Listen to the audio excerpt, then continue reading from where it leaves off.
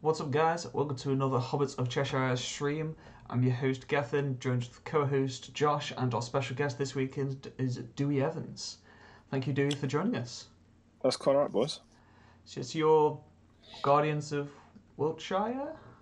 Yes, that is what I generally publish things like photos and whatever from home. I haven't done videos in a long time. I've got things that I'm thinking about, but trying to find the time to do it is a little bit of a nightmare. Nice. We got a Chris Murphy in the chat. Hey, Chris. A regular to our stream. I think he's missed like one. So let's see how much abuse we get from him this week. Yeah, I would say I appreciate him, but I think I just joined in with him last time. Yeah, I think you did. So let's see. So we're going to be talking about the latest two GBHL events, which was Into the Wilderland in Bicester and Desolation of Stockport in Stockport. But first, is there any hobby news? I don't think anything new's been announced. I know Raza and Dogmere are now on pre-order. Yes. So That's exactly what I was going to say. They want to pre-order yesterday, so you can go onto the Forger website and grab them. I think if you buy them and Elfhelm, you cover the postage. I think someone was saying about, really? so perfect time to How get much them. are they? I think they're 20 for two, and 20 for Elfhelm. Elfhelm's 25. Is Isn't it 75 for Forge World postage? Is it? Yeah. Someone lied to me then. Yeah, them two. I think it's Hurin, and if you should get like 5 packs of models. Yeah, there you go. Covers postage. Grab everything, yeah. But then again, postage is only like $3.50 now for under 75. Yeah, because they changed it around. Yeah. Sorry, a big deal. Yeah, if you spend that much on models, you might as well. But yeah, I don't think because Battle Companies was announced at the GT, so it was in the white. There's some stuff in the White Dwarf. I haven't picked it up myself, but apparently there's some stuff in the White Dwarf. Yeah, I think it's not. What is it? It's got everything that was in the first book, plus all the White Dwarf armies, plus a bunch more other stuff. Custom stuff. Yeah. So I'm not sure if it's a new edition of Battle Companies. I still don't think that's been confirmed. It's been rebalanced. Okay. I think like the leadership table. I think saw someone's comment saying, or something like that has been redone, so it's actually viable now. Okay. Because normally you just went for the combat or the shooting or whatever. So you can't use the old book. Well, I guess because it's Battle Companies, you could technically still use the old book. But it's an addition of the rules. It's like going and playing the ROM rulebook or the Return of the King. Year of SBG, I would assume. So fair enough. So if you're interested in that, you should grab it. That's my take on it. So. But apart from that, they've not had any new models. Still waiting on Dernhelm and DOI from the new book. Yeah. Don't think there's any others. They've spoiled Dernhelm though, right? Is it not out yet? Well, they've shown it. Dernhelm's in Gondor at War. The actual picture. Yeah, but it's a Games Workshop release, so they'll be waiting for a break from Age of Sigmar 40k. Heralds is the other one. Oh, and the Heralds, yeah.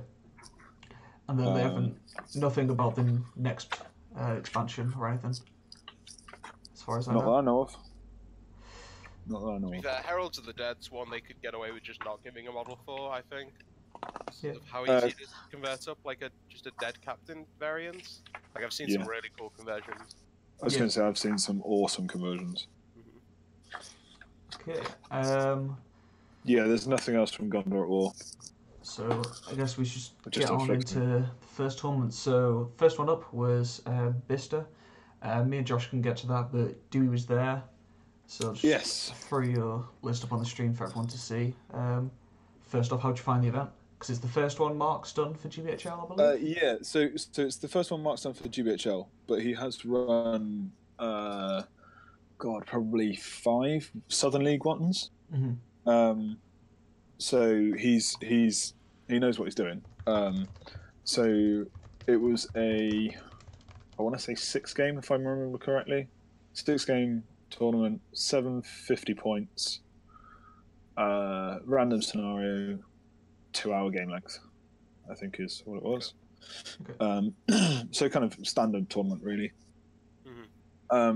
It was in this kind of country golf club. Yeah, sorry, it looked really fancy. It's really cool. It was. It was really nice. It was really nice. There was loads of like plastic tables, plastic chairs, and like the glass covered tables out the back, so you literally right out of the room, so you could just go and sit outside when you're done. And it was lovely weather all weekend, so that's pretty good. Can't complain. It was supposed to be was it supposed to be an 80-pointer originally, and then got knocked up to an 100? Yeah, it was going to be an 80-pointer, but then East Grinstead couldn't run because of changes with the pub's owner, I think. Okay. Can't remember. So Mark stepped in and was just like, well, I can run the 100-pointer, and we were, yeah, sure, why not? Yeah, the only thing that was disappointing for Mark is I think the venue was relatively expensive. And he originally had 40 spaces. Okay. I think he had about 36 booked in, maybe around that number, but it was only like a 26-man in the end because there was a lot of dropouts. Yeah. So he was pretty bummed by it. And I think he lost a little bit of money on it, which is a bit really? a bit poor for, which is a bit bad for him. But it was a really good event. I enjoyed it. That's good. Lots of space around the tables as well. Mm-hmm. I was going to say Stockport had quite a few dropouts as well. Yeah, it did. I think the Stockport ones, though, because they sold tickets so early and to so many people, they were selling out, that people were just picking them up early. Yeah. They thought they might be able to come. It was also kind of awkward because you couldn't get a full refund for it because it was £25 ticket, yeah? Or was it 35? It was 35. But it was £10 deposit that you couldn't refund. Which I think it's that's fine. Deposits on the tickets. There's the issue of people aren't really going to buy tickets off other people. Although you can put it up on the page, you're less likely to buy it off a random person than the actual thing. So I know Cal and Dale, I think, dropped out of Mark's tournament just because other people weren't going. I think other from around here, and then other people weren't going because it was so far. It's the whole travel. It's the travel thing, isn't it? Yeah. Especially when I've got so many up here that easier to get to for me. Yeah. I'm not going to as many this year. So it's it just didn't make the cut really for me. That's exactly the same with me and Luke. Luke, and my mate Sean's starting to get involved more, and Clubly is another one because I work in the same kind of place as him. Mm-hmm. If we're going to Manchester or Nottingham or even Seven Stones, if one of us isn't going, it kind of it's one of those things. Someone else because there's so many on the calendar now. Yeah. I mean, Cardiff was pushed for me, and I only went Cardiff because so many people were going to go. Yeah. That was pretty far. Yeah. We're quite lucky that we've set up we call it a Southern League. So there's kind of one-day tournaments all around Bristol, Bath, kind of even down to the south coast and up to Oxford. So. Yeah, because you guys the Southern League was the first jump into regional leagues. Really, I think that was the thing that pushed it. The reason we spoke about it is because obviously a lot of the bigger tournaments are up north. Yeah. And they're 2-day ones, so they cost a lot of money for your hotels and your food and all that kind of stuff. So we said, right, we'll set up one-day tournaments only in the south. It started with Mark in Bicester and Mel Mascarenas in Cheltenham. He runs quite a lot. And then there's a few popped up in Bristol. I'm running one in Bristol in May. And then there's the odd one close to Reading, Brighton, maybe, that kind of thing. So, Quinn's in. Oh. Yep. All hail the great fire drake of the north. I had the pleasure of playing him at the GT, actually. Oh, really? Yeah. I narrowly missed that. Pleasure. We paired up and then we got moved, so... Oh, yeah, you were right next. Yeah. Good old Quinn. He was at Stockport with us at the weekend, being his banterous self. Yeah, tough weekend for Quinn I had. He didn't do very well, but... Oh, I don't have to bring that up. Yeah, I do. Okay, so... Straight with a dagger. So on screen right now, we got Dewi's list. So you got Radagast with 2 eagles. Oh, Radagast on sleigh and 2 eagles. Gwai here with 2 eagles. So it's a small list, but... Just couldn't afford the eagle for Raddy because I think it's quite a bit better than the sleigh. Rather than the sleigh. Oh really? Yeah, rather than the sleigh. Because of the staff. Yeah, that partly. More attacks saves you spending might to lose the to win the fights when obviously you roll a 5. Yeah. But yeah, no, and the area effect of Nature's Wrath as well because of the base. I just would have thought the base size would have caused like problems with maneuvering around. It's such an elite army, you kind of only want to be hitting one part of the line at once. Not particularly. The only place where it became a little bit of an issue was Contest for Champions, where there's a massive rock in the middle. It was like slightly off center, so I think me and Huckville ruled it that you could. I was literally just within the 3 inches, and the rest of my base was obviously way behind me. Yeah. So, yeah. But other than that, no, the sleigh movement wasn't that much of an issue, to be honest. Mm-hmm. So. Okay. Fair enough. Was the did you get much use out of the woodland creature? Because I generally find that because of the base size and most woods, you just can't fit. Or is there not too much? I didn't play. Well, if there was a wood, I definitely avoided it. I can't remember playing with a wood because the Mark's boards were really, really varied. Yeah. Mm-hmm. I played on the Dead Marshes twice, but it's cavalry, and if it's shallow water, he just flies straight over it. So yeah, that wasn't an issue. Yeah. But yeah, other than that, no, I don't remember playing on a wood. Okay. So how did you find the? Because it was 6 games, was it? Did you say? Yeah. How did you find it? Yeah. 6 games. So, I won 4, lost 2. Who was my first opponent? I can't remember. But I played Huckville, so Dan Huckville, Callum Edens, Ryan Hinch, Scott Johnson, Harry Johnson. That was my first game, and World Champion. Did you say? Yes, World Champion was the last one. So I played Gothmos Legion first up against Harry. I had about 2 or 3 chances to do any wounds on Gothmog, needing 4s because of the strength 7 on the charge and the knockdown, and failed to wound him once. Just one of those games. I killed a troll. His troll that he had in the list on the first turn of combat with Gwahir and another eagle, and then just Nature's Wrath constantly. And even when I ran out of will, I kind of one-diced it once or twice and got it off anyway, without any might. So it was just like, okay, then it was quite handy. And it's not a routine win, but it was one of those kind of. I had to be careful with what I did because they're winning me on straight 6s, which I find is the downside of eagles is anything that's strength 4 can quite easily just go straight through you. Yeah. So yeah, that one was good. Then. So I'll go on to my 2 losses. I played Dan at Contest of Champions, and he had Aragorn, Legolas, King of the Dead stuff. So Return of the King Legion. Lost priority for like the first 3. It only really lasted like 4 turns, maybe 5 turns. Mm-hmm. Lost priority on pretty much every single one, which meant I couldn't choose the combats. And if I'd got to choose the combats, then I would have hurled into Raddy, and I had heroic defense anyway, because then he wouldn't have been able to strike me, and he had Aragorn, King of the Dead, and Legolas all on him. He managed to survive a turn, and then the next turn he just got chewed. Okay. That's the type of list where if you lose 1 or 2 combats, how few models you have, and how easy it is for them to die in that match. Just don't So from that, I've kind of realised that if you're going to run this list, take Gwahir from Misty Mountains instead of Radagast Alliance and make him your leader. Oh, because he's Hero of Legend. Well. Yeah, because if you put him in Raddy's Alliance, he drops to a Valor. Okay. Oh, you cannot. Yeah, it's the only green. It's the only green ally that Radagast Alliance has. So it's weird. I'm surprised that they're green.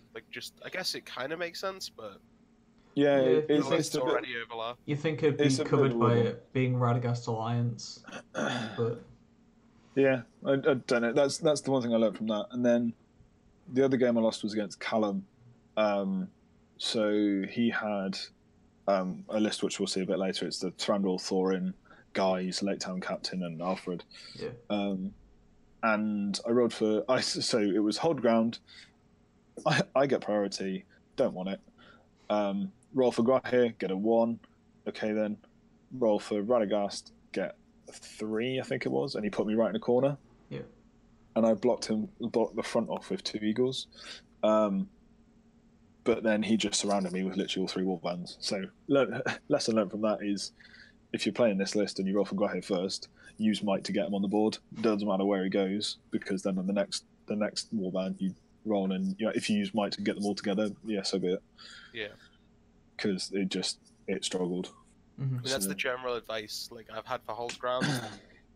Roll all your stuff on, like spend whatever might it is to bring it all on in the same place. If you burn it, it's like it sucks, but you have to. And then just towards the middle. Yeah. For a lot of armies, straight towards the middle, fight over the middle. Because if you try and do the cut-off warbands, like, you can in that matchup because there's so few models, and the charge is such a big deal. But for a lot of the time, people try to like cut you off and stuff, and you end up just giving up the middle of the board, losing the game. So it can be an issue. Yeah, for me in Home Ground, it's just come on together, straight the objective, and then just try and win after that. Yeah, I've been quite lucky that whenever I've played Home Ground before, I've had priority second, so I can kind of dictate where everything goes. And generally, if I play something like that, then I'll always, if they have one of their warbands is isolated, I'll always spend my might to try and isolate that one warband, kill it, and then go to the middle. Because you should have the time to get to the middle, and therefore you've taken out half, maybe a third of their army. So. So yeah, it's a tricky one, but yeah, that's where I lost that. But other than that, I was really happy with this list. I'm really happy with how I played it. The funny game was the last game against world champions all mounted Rohan. Yeah. So he'd won all 3 games day 1, and going into the last game, he'd lost the first 2 games of day 2. And he had Theoden, so essentially all the named heroes, so Theoden, Gamling, Dernhelm, Derwine, and Elfhelm. He reduced Raddy's Slay to 1 wound. And because I was trying to not get within charge, but then so I can counter-charge that kind of thing. It was that weird skirmish. Yeah. And I ended up going, right, Heroic Channel, because I was going to try and panic steed something. And in the end I went, oh, sod it, and just charged all my eagles in, and then Radagast in behind, and just Nature's Wrath. 3 dice, got 6. He has 3 here. I made sure Theoden wasn't in range, so he only had 1 will, whoever he chose. Yeah. And he was like, right, Gamling, 3 will. Excellent. All I need is a 3. I'll use all 3 might if I needed. He rolls a 1. It was something like 12 Riders of Rohan, 3 Royal Guard. Derwine was already off his horse, then Gamling and Elfhelm, all on their bums. I was like... That's the opposite of what happened to me at Stockport. That's the last game, sod it, don't want to think about it. Just, do I win? Yes. Yeah. No, whatever. Yeah, and then he countercharged with Dernhelm and like 3 Broguard into an eagle right on the end. And I was like, cool, heroic combat, we've got here. Kill that guy, go into the next Royal Guard that's on that trapped eagle, hurl into that combat, and knock all of them over as well. And he was just and then there was like a couple, like the next turn, he had Theoden in with Dernhelm and like a load of guys on 1 eagle, and he was like, all right, heroic strike. He rolls a 1 again, so I'm still higher, and he was just like, right, we'll play on for like 1 more turn and then we'll just call it. So he was like, there's just no hope. It's one of those games where everything goes right. Yeah. So it's quite a tough list as well for Rohan. So yeah, it can snowball.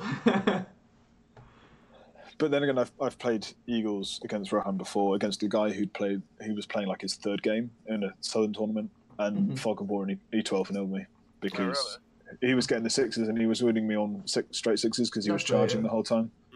And it was just like, well, I can't do anything about this. It's a game of roll-offs, really.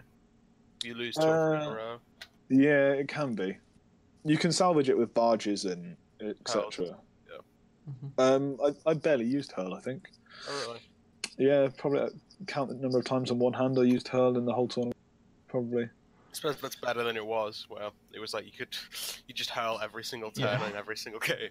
Yeah, with this list, it's as long as you isolate the heroes early on, and if you kill them when they've got might, then it starts to swing in your favour. So like I barged into the Enforcer, I barged into Guritz, and one turned both of them, like that kind of thing. You can really pick up things. So, and this list has got 6 might, which at 750 is actually not bad, because like I say, as soon as you get some heroes out of the way for them, their might drops very quickly. I can't remember who I was chatting to about this. I've completely forgotten who it was, but they were saying like, you want to take eagles at really low points like 450, and then up until sort of 750, which is the other ideal points value for them. Yeah, they're not that good, but then you can get in enough models and the extra might. Yeah, in the middle they're a bit weird, because you see like 450 and 750, but you don't see 550 or 650. No. So it's that because you either go with Radagast or you go with Guahir. At the lower points, I think 750 is the first place where you can fit both of them in, and get a full list that's still green. So. Yeah, because free might's low, but you can get away with it at the very lowest points, because you only need to kill a few models to break them, and most of the time people don't have the stuff in at 450 that can kill, so 3 or 4 eagles. So I took Guahir and 3 eagles as my good list at Cardiff, and won 4 games with them. So, oh, really? Like all 4 games I played with them, I won. So pretty good. Looking good. So yeah, happy and enjoy playing them. Alright, so where did you place? 4th. Horrible position.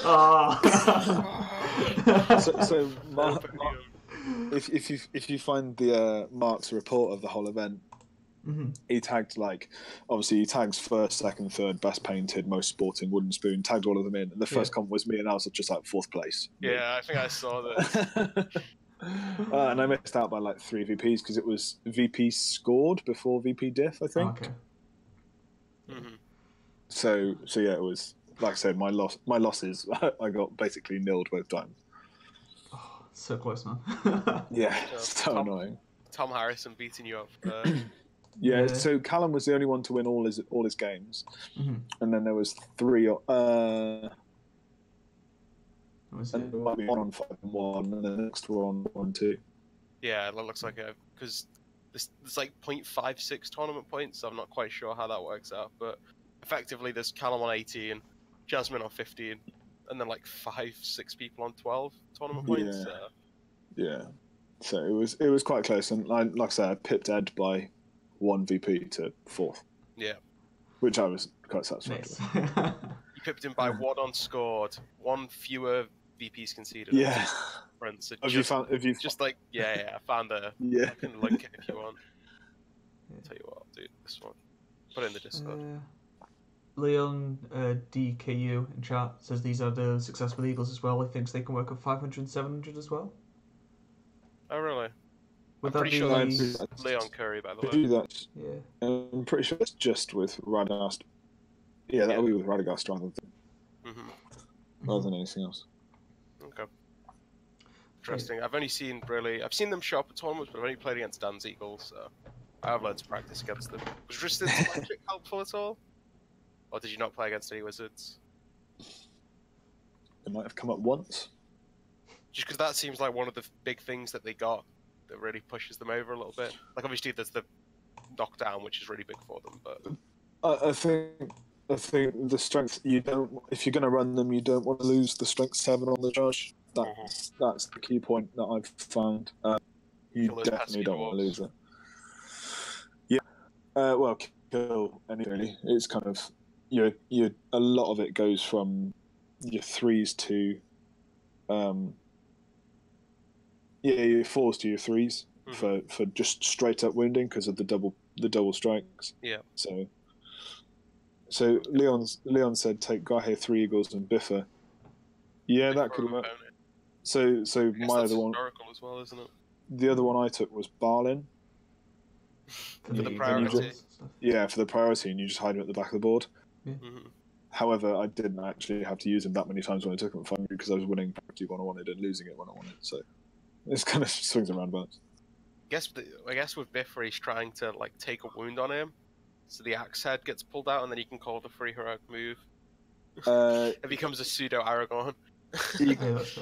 Eagles can only use Guahirs and wizards.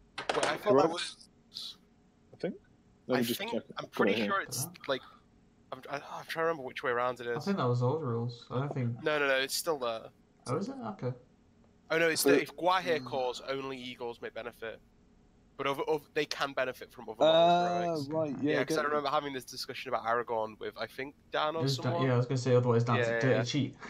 No, because I was like putting Aragorn, and I can't remember who it was, but someone was like it won't work, and I was like, no, I'm pretty sure it's the other way around. They can benefit, but they can't give. I was going to say, reading it now, it says only Eagle and Wizard models may benefit from Guahir's Standfast or benefit from his heroic actions. Just bifocus. I've learned something. Yeah, because that's what makes this sort of Aragorn Eagle list so good. Like in Sterling last year, I played a list that was a Fellowship Eagle one. So it was Gandalf, Legolas, Boromir, Aragorn mounted, and then Guahir. Such a pain to deal with. I had Candish, so I had one model in the army with Heroic Strike. So I was like, oh, this is tough.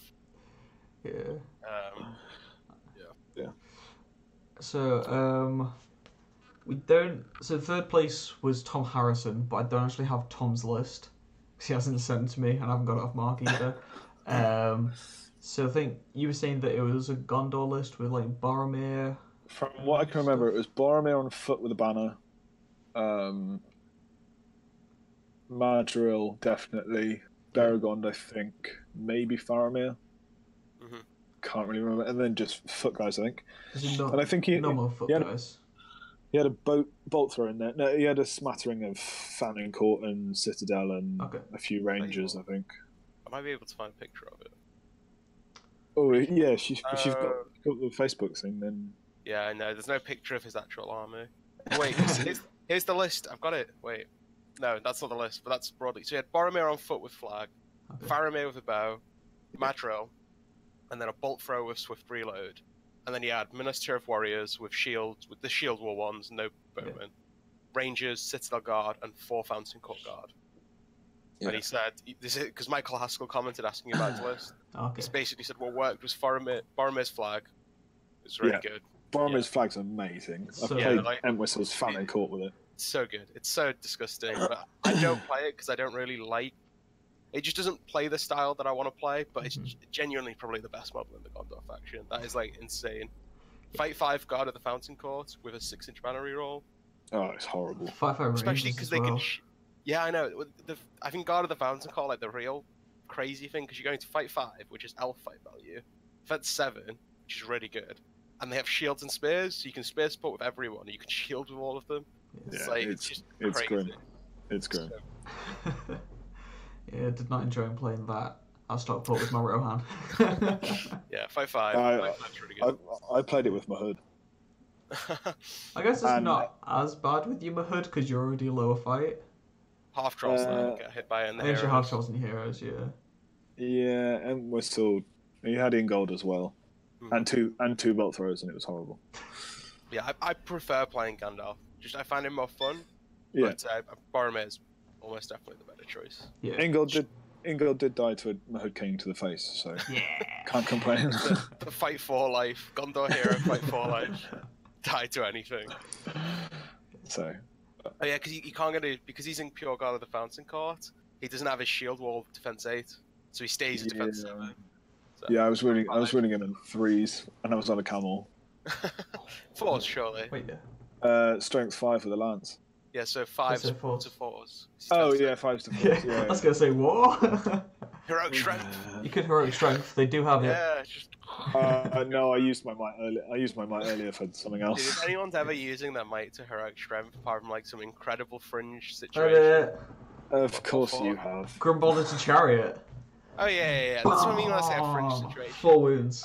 I was also saying that if you like ally in Guahir to a list, so he doesn't have the strength bonus, and you need him to like one-shotter like a Ringwraith on Fellbeast that doesn't have any might to strike, call a strength because you auto knock it over because then you go to strength high enough, and then hope you hit strength 8, so you win the Wraith on 4s. So that's one of the situations where you might use strength.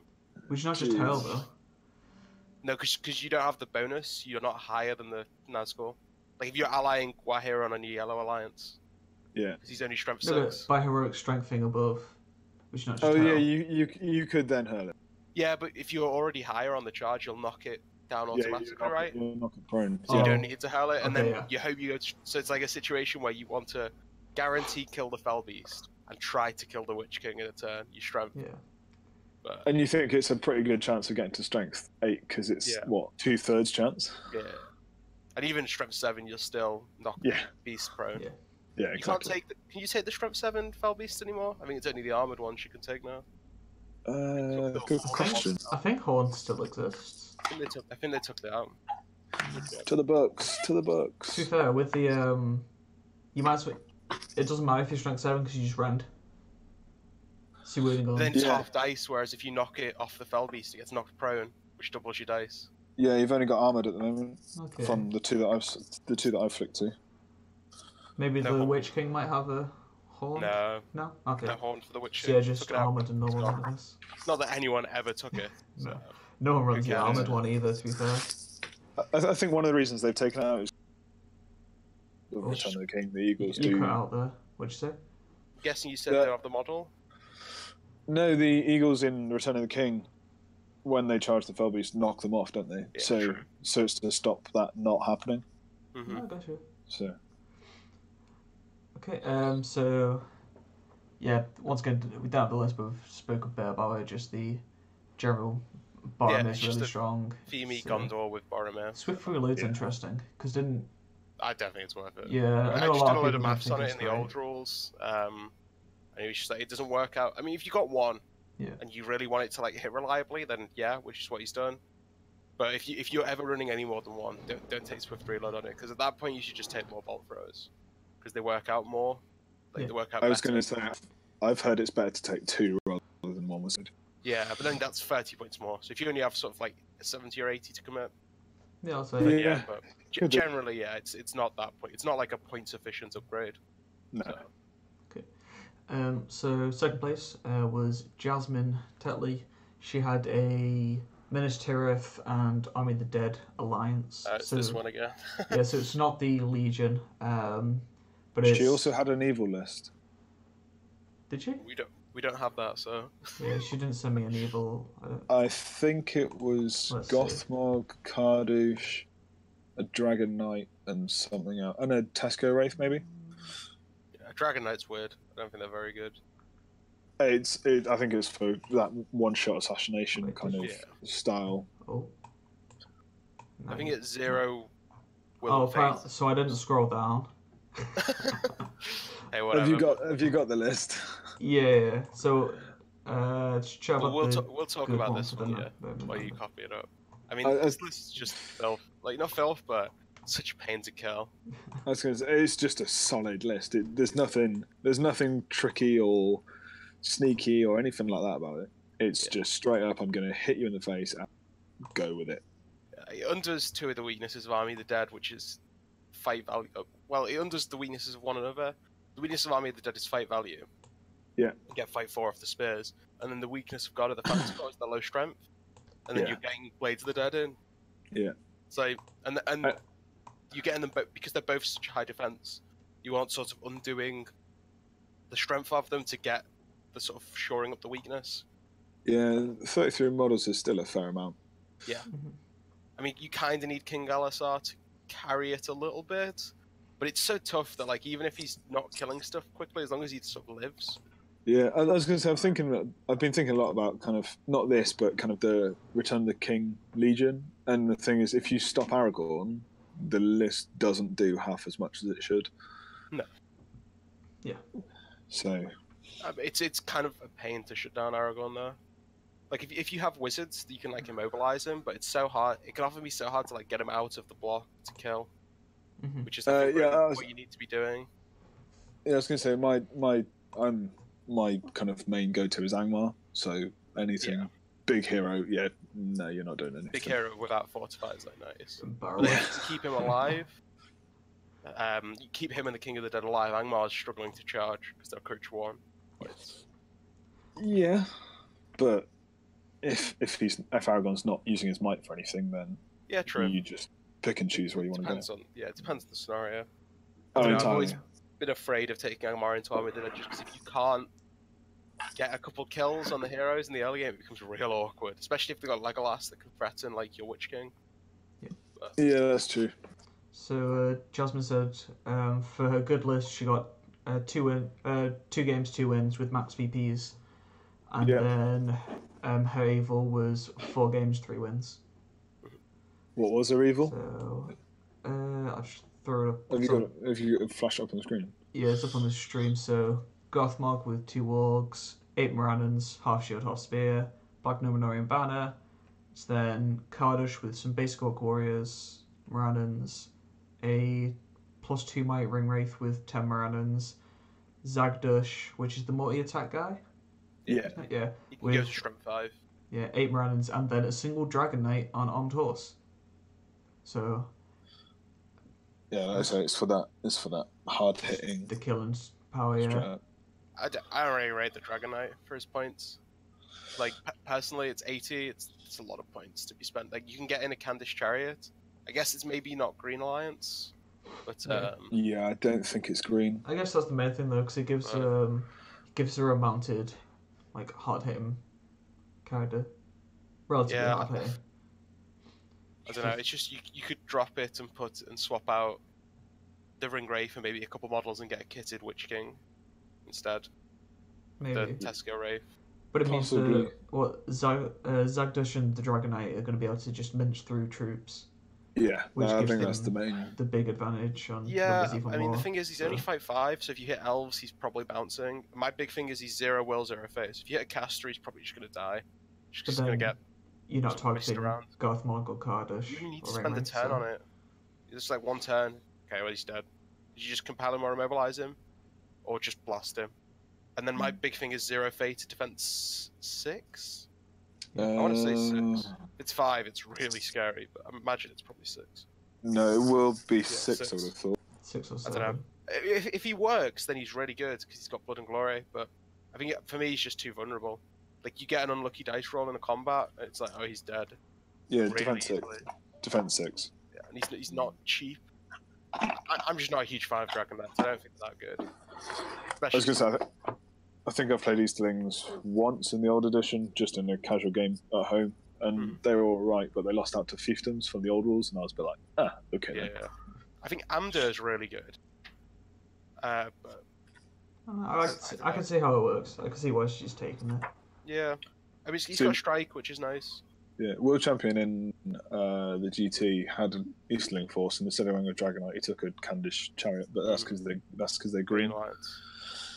And he just said it's the psychology of it was the main thing. My take on Candish Chariots is you don't actually need them to charge. You just need them to pull a might out of your opponents every turn. Yeah, and then they just don't die when it's a hero on them because they're so insanely tough to kill. Mm-hmm. I was going to say that was one of the things Will said. He said even if he gets stuck, you've got to try and hit the chariot before you can actually hit the guy. So they're so insanely tough. Like I have no clue why they defend 7. Especially because it's just like, it's 2 horses and a wicker basket. It's like, dude, I have no clue why this is 3 wounds defense 7. Like, crazy. But... excellent. Yeah, it's a decent evil list. How many models is it? 45. It's a lot. 22, 32. It's almost 50? 750? It's 45. She's got it lower down. I just haven't screen captured that bit. Okay, which is, a lot of models. Yes. So like we were discussing at the GT, and me and you, Josh, saying that a lot of people think the model count's getting lower, whereas I'm actually finding that I'm building the same, if not maybe a little bit bigger lists. But I think the bigger warband slots. Yeah, for me that's kind of a bit of my playstyle. I quite like the amount, and it gives you much more flexibility. Now, I know a lot of the guys, because I'm going to ETC with Dale and Dale, Chris Murphy, and Dave Reed. And they've been saying I'm like way too concerned about model counts. Yeah. But I really don't like running sort of low model count armies for warrior, especially when you're doing lots of warriors. Yeah, like, I always like to have roughly even to my opponent if possible. Yeah, I was going to say I've not run kind of elite armies much. I'm much more on the line of themes, and I'm running is it the Eagles or like at 500 it's like early 30s, maybe a little bit higher at 600 it's kind of mid-30s, and then 700 it's pushing 40, and 750 for an Angmar list. I've got 50 models there. Yeah, for me, around 40, like within 10 of 40, depending on what your list is specifically, is like standard for me. Yeah, like, pretty much. It's if you look at like Barney's Mario list, it's about 45 models, but it's always 45 models that are like 500 or 800.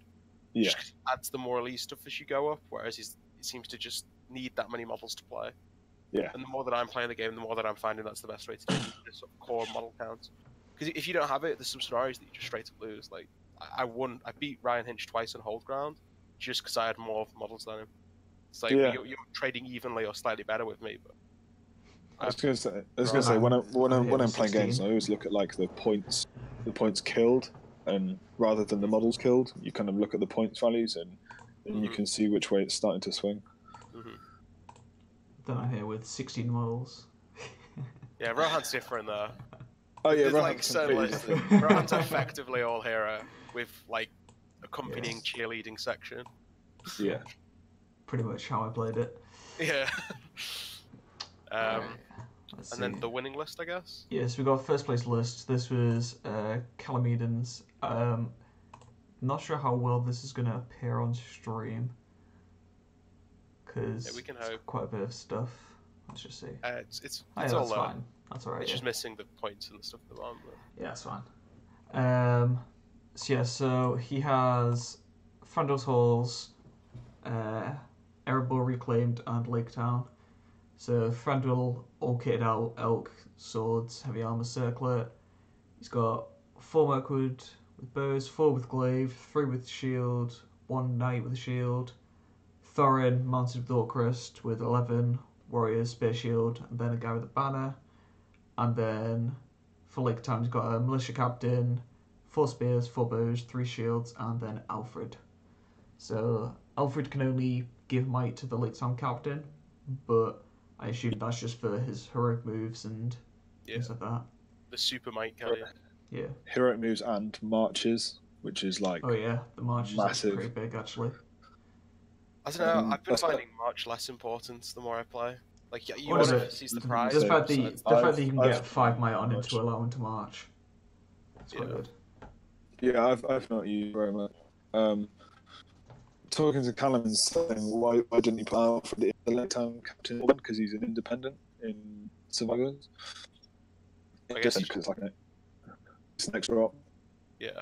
Dewi, you're lagging a bit for me. Is he? Yeah, you're slightly lagging for me. Yeah. Yeah, probably. That's not great. We'll see what we can do yet. I guess he doesn't need the model count. Why you would? Is it historical still with? Yeah, it's all great. It's historical. It's a pretty crazy historical list if you think about it. Oh no, wait. Army of Lake Town's only historical with Thorin's company, I think. It's not Army, it's Survivors. Yeah, I know. But if you were to do the other Alfred, the one from the Army Elf for the extra warband, you'd lose all your army bonuses. And they're kind of useful. Like the Thranduil one especially. The Thranduil one. The Thranduil one's crucial. The dwarf one doesn't have effect because it's the. No, I think it affects Thorin himself, doesn't it? Oh. Yeah, it affects Thorin. Yeah. So it's pretty good. But yeah, it's tough. It's like he gets the defense 7 front line with elves behind. It's not actually spears on that many of them. Only 4 of them have like spears, I guess. Yeah. I guess in quite a few of them you're putting elves on the front. Well, I guess you got Lake Town Militia too with spears. It looks pretty cool on Femi. There's one thing that I noticed. It's like it does seem to be the dwarves giving the spear supports when it's usually you want the dwarves on the front line. I imagine it's just a concession to what these models have. Yeah. Because the Iron Hills will come with spears. The bows may have spears. You just didn't put that in the list. I'm not too sure. It's an interesting. Don't think we did. No. Okay. Do you guys think the circlet's worth it on Thranduil? Yeah. It's the threat. It's the threat. It's like with I found it's like with Imrahil's bubble and the terror bubbles from heroes and stuff like that. It's the threat, not necessarily it going off paying dividends. Yeah, I think if you're for the terror, it's like there are some lists where the terror just wins you the game. There's some lists where it's kind of meh, and then it's the Nature's Wrath being able to wrath down an area just to get those kills off. It's like that. The one turn of Nature's Wrath, this is what I found from my Helmingas list in the last edition. Just getting that one turn Nature's Wrath, you killing like 5 to 8 guys, there's just a huge difference, especially if the opponent's got low numbers, especially if they've got elite troops. So it just gives you such an advantage. 25 points, I definitely think is. I don't always think it's the killing. It's the ability not die. Yeah. Yeah, that's fair. So. And it gives you the chance to maneuver the turn after and that. It's like a multi-turn effect rather than what people think of as just the one. It's just that one turn.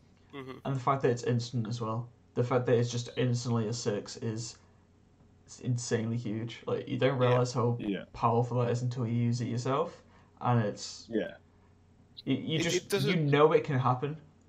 You know if I have priority this turn, that is down. You position it so there's no heroes in range. You knock it down. You've got the control.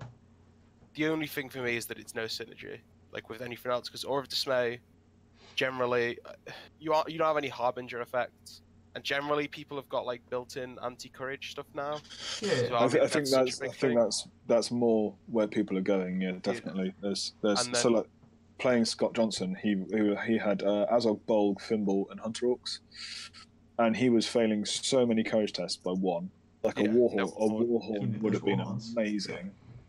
Josh Lanning ran Hunter Orcs to Stockport, and he had a Warhorn. It just makes such a big difference. It's huge. It didn't help him in. It was Contest of Champions first scenario, and I think he had Fimble as his champion. And he just came up to me after the game and was like, "Did Fimble could not pass the courage test from this Mirkwood Sentinel? This Mirkwood Sentinel was just piping Fimble away from the fight." He's like, "Don't come back!"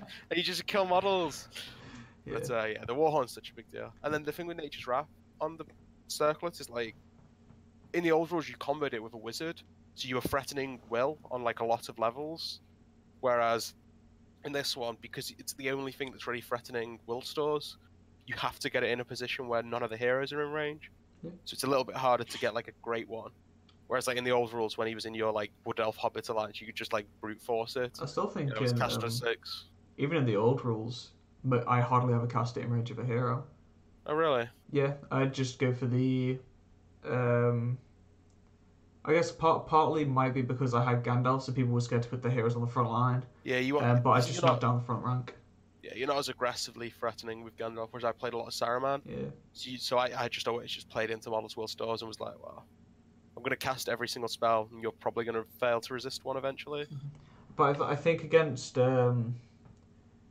definitely against it. So against the higher tier players, it's not as effective as the lower tier players, because the higher tier players will put heroes in the areas to stop you getting the like free dice, but lower tier players won't think about it as much. So it's like, I think the circlet overall is good.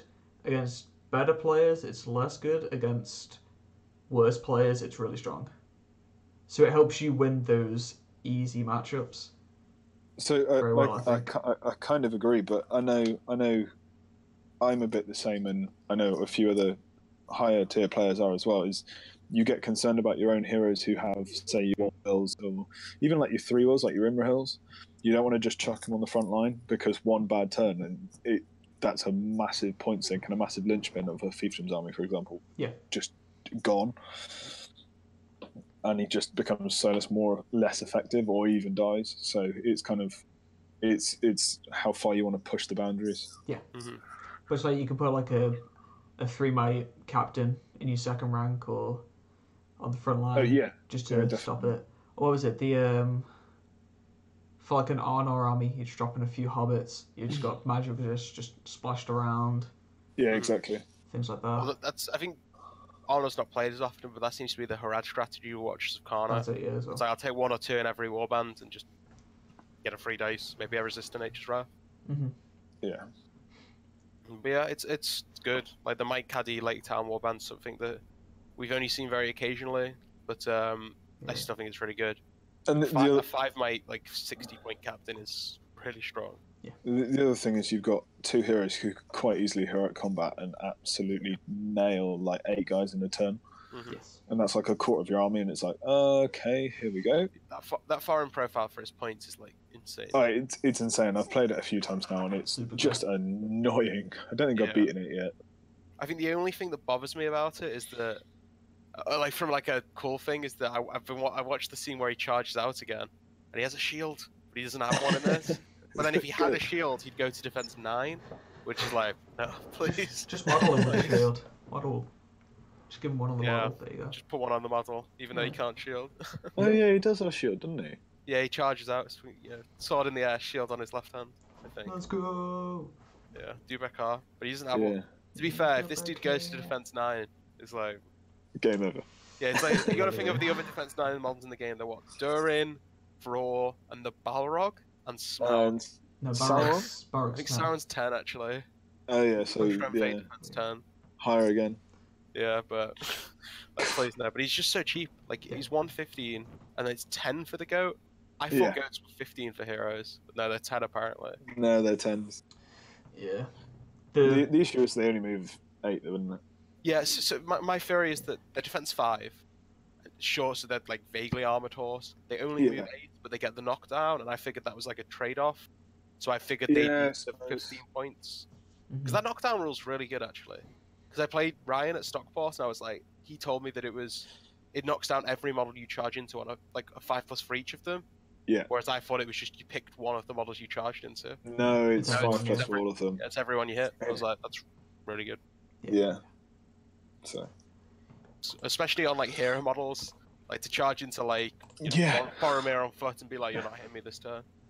Yeah, exactly. Ryan that was saying is like you charge him in, and if you're equal to or higher fight value, they have to strike because they're going to die if they don't. Yeah. And then you just go, I'm not going to counter because you're not going to hit me back. You're just striking to stand up. Yeah. So it's fine. Yeah, it's good. He's a really good profile, like a really strong. The only thing that he doesn't have is the strength 5 burly, but that's the only thing that INL's players miss when they take foreign. It's like, oh, he's not guaranteed to kill everything he charges into. But yeah, he's strong. It's still decent, man. Very strong. 3 hero combats every turn are good. Oh, it's amazing. You really want that and strength 5 burly, Elendil. That's the solution.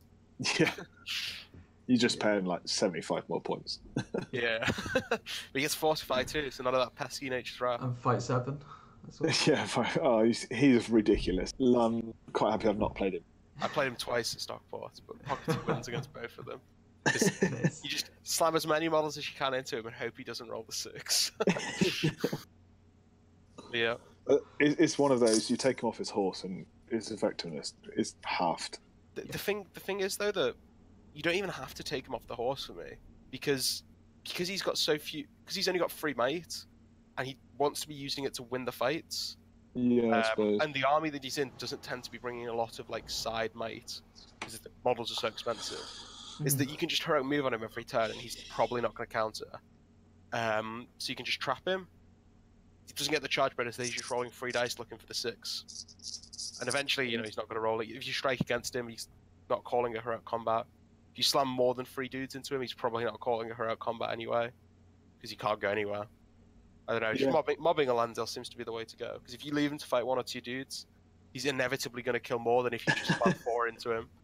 Yeah. But yeah, it's just sort of you're probably never going to straight up beat him, so you just got to hope he can't roll 6s. Because if he can, there's not a lot you can do.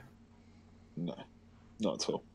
But even that, like, people bang on about like the Fortify Spirit and like the Unbending Resolve, I think it is, that Glorfindel has. Yeah. I've played Glorfindel, and I spent 1 point of will and 2 free ones and rolled trip ones. Yeah. So like, dice are dice. You can fail. Yeah. Well, no, I was still mega afraid of Elendil going into Stockport, because I was going to bring a Nature's Wrath list, and then I was like, I seen like 3 or 4 people bringing Elendil. I'm not going to do it. I brought Horde Gondor instead. Okay. Ended up drawing Elendil round 1. I was like, good call.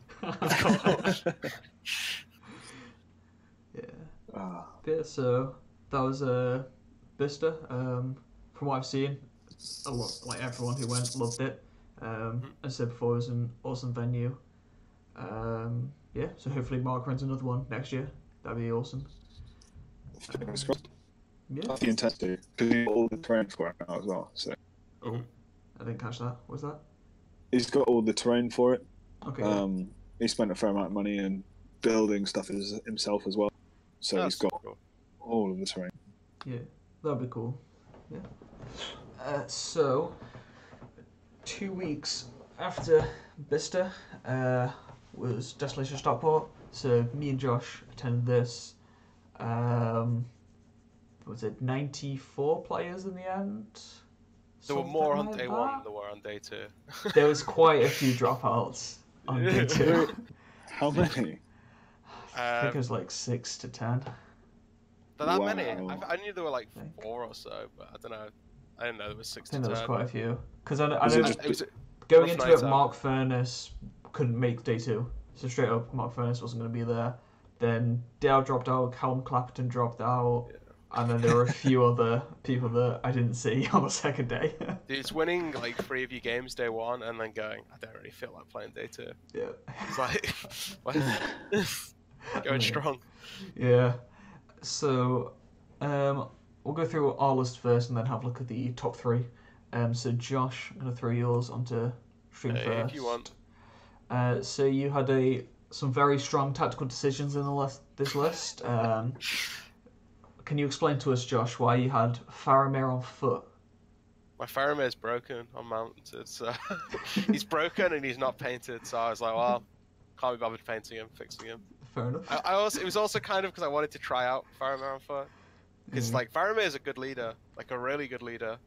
Like a lot of people have been saying stuff like since Centurion came out, you don't bring Faramir because he's just like worse. But I just don't agree. Like he goes to defense 7 over 6, which is really big. Can get a shield, so he can shield. He goes to courage 7, which is crazy, you know, with the army bonus. Yeah. And then he's got free will and 2 fate over 1/1. So he's a really good leader. And I just took him on foot because the base was smaller, so it's easier to defend him. Really. And you don't have to throw him in for charge bonus quite as much.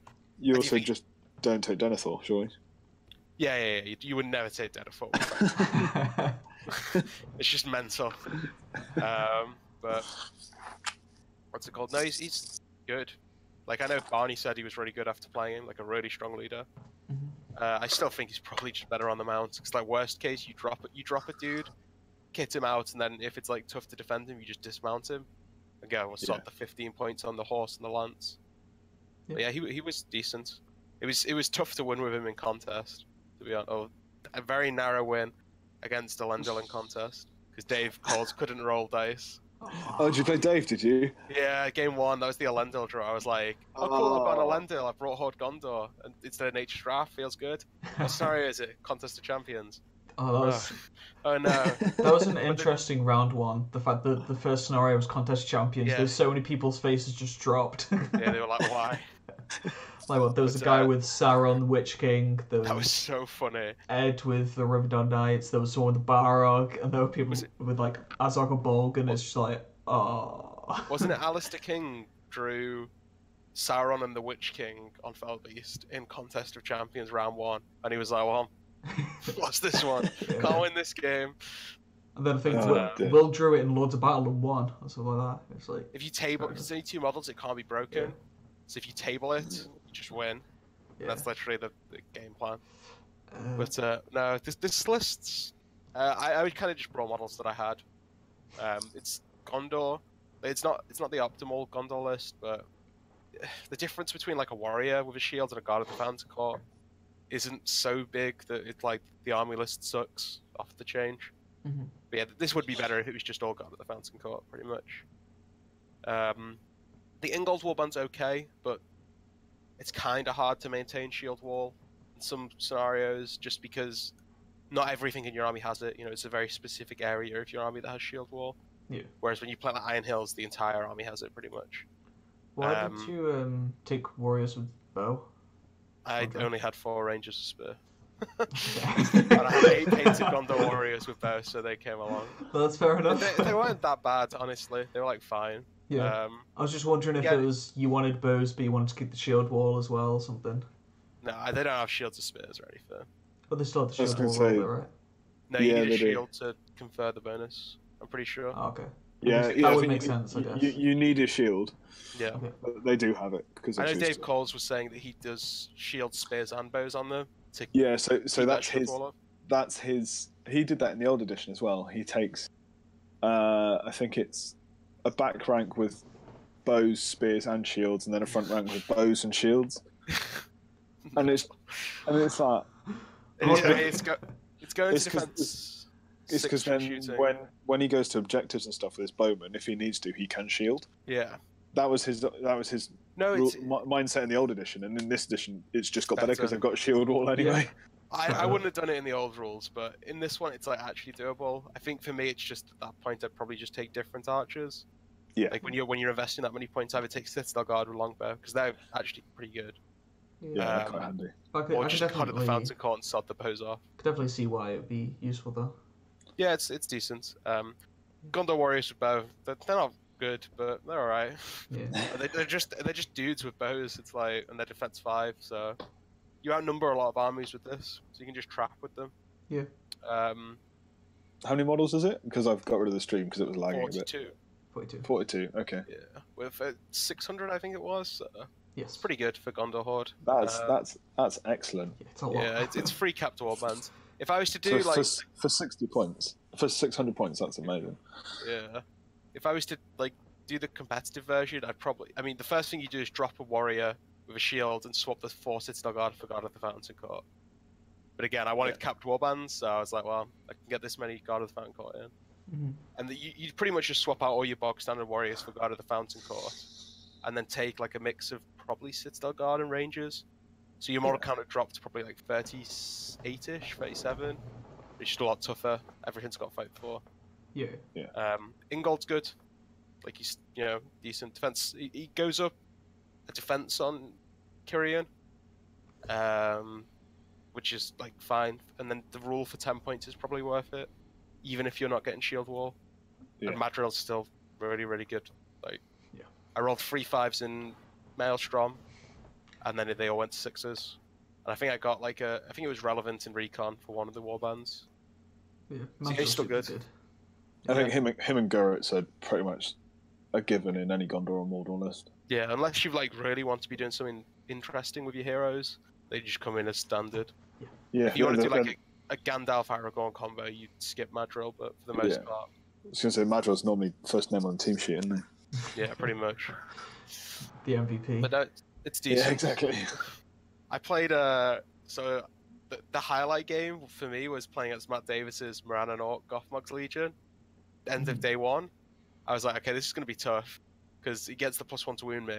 Yeah. Pretty much army wide. I was like, okay, this is. Oh, did you take the Legion? Did he? Yeah. Oh god. So it was funny actually because he played. I think it was like. Oh no, I've seen. He's played like elves. He played like three Gondor lists. He said. Well, when he played me, he hadn't played any of them yet because I was one of them. But he played. He won all 3 of his first games. There was one. I have no clue how he won this scenario, but it was seize the prize against elves with Awe of Dismay Thranduil, and he doesn't have the +1 Courage Army bonus. Yeah. And it was on a board that had about 8 or 9 of the Games Workshop forests. So 80% of the board was woodland forest, and the objective was in a woodland forest or something. I got no clue how he won that scenario. That's amazing. But he just he hit me, and every fight he won in, he killed because just +1 to wounding my Gondorians on 4s with rerolls. I think the rerolls only mattered for Goroth rolled a double 1 on his turret combat and re-rolled and got 2 wounds. Mm-hmm. Oh, wow. I tried to fight Faramir to Gothmog, so I was like, I have to kill Gothmog if I want to win this. But he's on foot, so it's harder. And he ended up making it to Gothmog and then getting charged and killed at a turn. I was like, okay, well, this game's probably just over at this point. And I won priority. Matt didn't heroic move. So I trapped Gothmog with, I think it was 4 Guard of the Fountain Court and a Citadel Guard. Mm-hmm. He peeled one of them off, so I had 4 warriors on Gothmog, still trapped. And when it came to the fight phase, I won the fight, did 3 wounds to Gothmog. He failed his fate on a 1, killed Gothmog with the 4 warriors. I was like, get in. But I was like, at this point I was down 10 models, so I was like, okay, I still can't win this really. But then in every fight, I won and killed. Pretty much that. So not only did I 1-turn Gothmog with a model disadvantage, I think I lost 1 model that turn and killed 10 orcs. Just on straight dice rolls. And I was like, okay, back in the game. That's pretty and impressive. I ended up turning it around from a leader disadvantage and 10 kills. It was like mental dice rolls. It's just harkening back to my game against Kalman in 2017, where he got a ring wraith. It was 500 point Gondor hordes against Morannons with double wraith. He got a ring wraith ready to hurl down the lines, fighting one man of Gondor, and then just Morannon orcs fighting warriors Minas Tirith. And the one man of Gondor shielded the Fell Beast off, and then I won and killed in 9 of the combats on turn 1. Just like cutting through them. Oh, gee. You seem to do this a lot with your Gondor. I swear, you're like playing Gondor and it's just like, it's going one way, it's like, okay, time to pull out the special dice. Yeah, dude. I think it's genuinely just because not killing anything is like standard Gondor. Yeah. And then when you get one game where you get really lucky, it's like, man, this is mental. Yeah, I've killed more than 2 models this turn. It's like when I played you, Josh, and the half trolls would just they should have been killing stuff, and they just weren't. Yeah, just completely bad. It's like I got shield wall, but you're strength 5 anyway. Yeah. But I just couldn't roll a 5. Getting caught. Yeah, that game was like mental. I felt kind of bad because Matt Davies definitely deserved to win that game. How quick of a lead he has, and he would have left him 4-0 at the end of day 1. Oh wow! But so I stole that away. If it ended the first turn, we would have drawn 6-6. But then it went on 1 turn, so I got a narrow win. But if it had gone on another turn, I would have got like a 12-1 or something, which is like insane. You shouldn't have, or like a 12-2. It shouldn't have happened. So at least it was a close win. Games where they swing like that are just terrifying. Yeah. You get like really close games that are like 10-1s. Like my game against Barney, I won 10-1, but that was actually really close. Yeah, it can be that final combat that just blows the score completely the wrong way. Yeah, or just like because it sees the prize. If he wins and kills in a combat, he gets 7 VPs because he picks at the prize. If I win the combat, I get 7, so it just swings on that. Yeah. 5. But...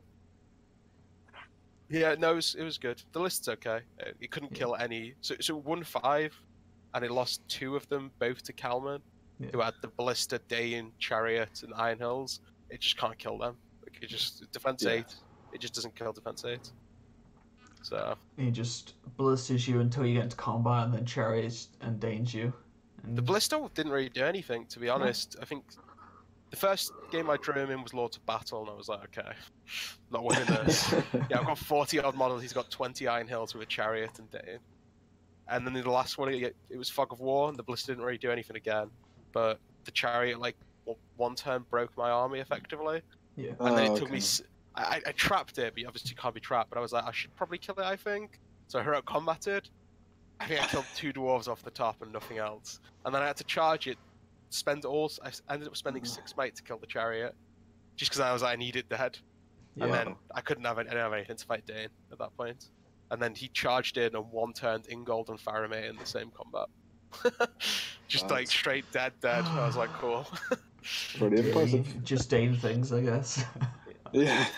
Defense 8 for this list, it's like incredibly tough. Yeah. Like I'll favour Gondor into anything that's defense 5 lower, especially God of the Fountain Court Gondor. But even once you start hitting defense 8, they just can't kill it. Mm-hmm. Yeah. 6x4s is too much. And the heroes aren't good enough to carry them. Yeah. Your fight 4 heroes suck. I mean, they were good into Morannon Orcs, but with most things they just don't do anything. They just die. I had my game against Kalman on Lords. He had Dane call a hero combat, and he was in range of Madril. So I was like, well, I'll call a hero combat, feint to intentionally lose the fight, so I back away and get out of range. I was like, big brain play. Fainted, lost the combat, and then the 2 Iron Hills rolled a double 6. He rolled a 1 for his fate and just died to the 2 Iron Hills. I was like, okay, that didn't work. And then Dane just charged off into like 2 other dudes, and Cam was like, I wasn't even going to charge him. The real big brain play. Yeah. It's when you think you're too good for yourself. Yeah. He's like, dude, this is the best way. Dane's not getting this kill. He's not getting his might back. I'll die to the dwarves. And then he charged Dane into Ingold. And then the Chariot tried to get into combat with him too, so he rolled through like 2 dudes and then just ran over Ingold with a 5/5+, just killed him. I was like, hey, no might for Dane.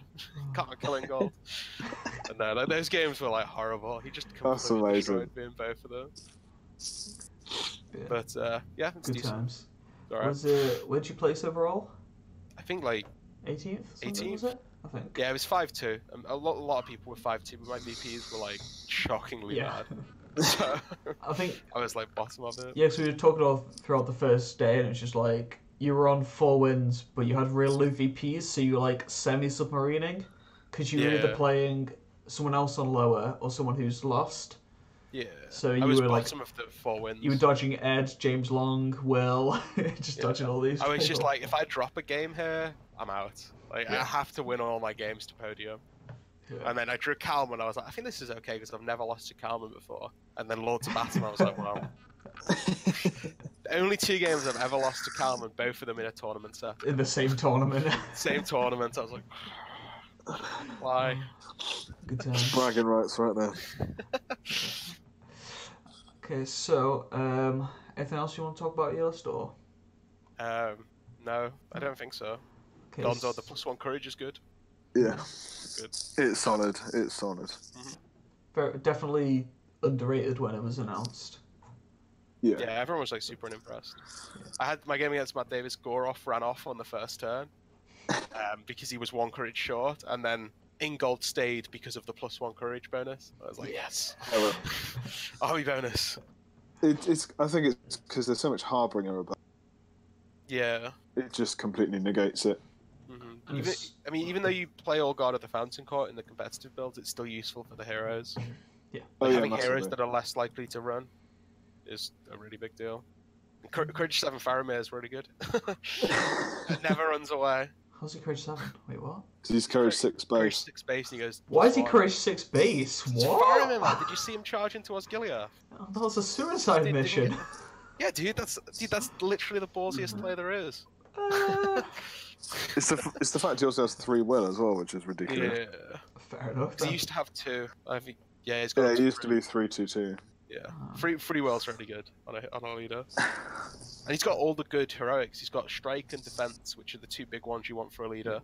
And then accuracy's kind of useful. Resolve. Oh, I was going to say accuracy's kind of tier 2. Do you have March? Yeah. Oh no. No, that's the only one he's missing. But you have Madril, so. I was going to say you got Madril, so there's no need. Okay. Strike defense is what you want in your leader. So. So that was Josh's list. So this is the list I ran.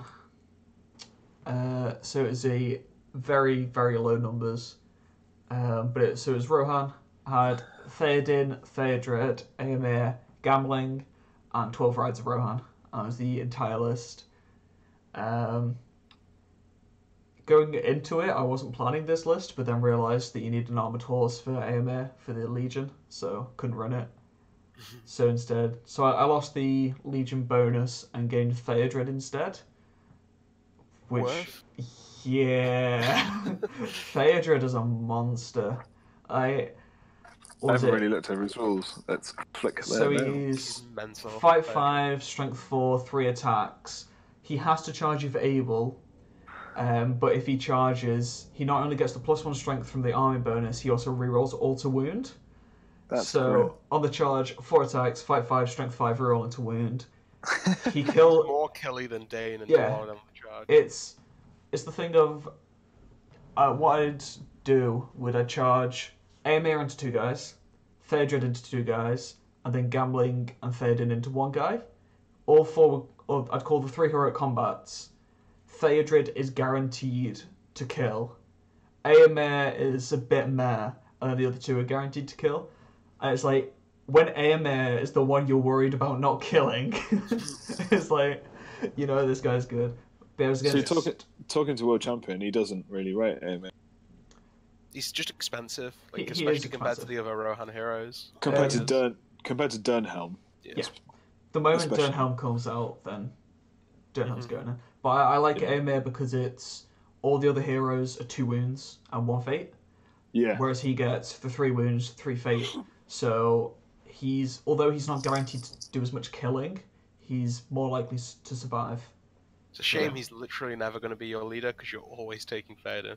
Yeah. Because of how good he is in the army. I get in Flag of War you could make him to keep alive, but I'd rather just choose Gambling, which is what I did in the Flag of War game. Heroic defense forever. Yeah, wave that flag. Basically. So I played. First game was against Thranduil's Hall's army with contest champions. He had fully kitted Thranduil against Theoden. First turn, I ran away because I did not want to get Nature's Wrath and charged. He then, to stop me from running, he like threw Thranduil in to get Nature's Wrath off, which I one-diced with gambling, rolled a 3 and used all 3 points of might to resist. 2 turns later. That bad. Yeah, it's not that bad because you get the might back. Yeah, that's exactly what you should do. Yeah, and then 2 turns later, Thranduil was dead to Theoden. Oh really? Oh, so that's the game there. So that was the game. Theoden killed 2 other guys, and it was like, yeah, so that's a 12 It's pretty hard mil. to win with this type of list against an elf army normally, because all its heroes are fight 5/4. That was the one like thing. Awkward. When your heroes are like losing on average to their warriors is like a little bit awkward. So I was lucky to get the strikes and the roll-offs to actually get the kill. But the turn the first turn I had 3 of my heroes in on him. The 4th turn I had all 4 heroes in. Well, the next turn. Fair enough. So fair enough. He was gonna die. It was just lucky that it died to Theoden. Yeah, for the extra leader VPs. Next because one, I'm quite tempted to go with all mounted, like all hero Rohan at some point. They're really good. Yeah. They're really strong. If you're going to do all mounted, I would go the Legion. Oh, I mean all hero, I would go the Legion. Oh yeah, definitely. All hero Legion is that you don't get as many heroes because there aren't as many good choices. Like you lose Phaedrid, which is sort of the big one. Yeah. And then you lose Erkenbrand. But the free, like not only free, I thought it was just free hero combat. So the fact that you can choose to strike as well is actually pretty big.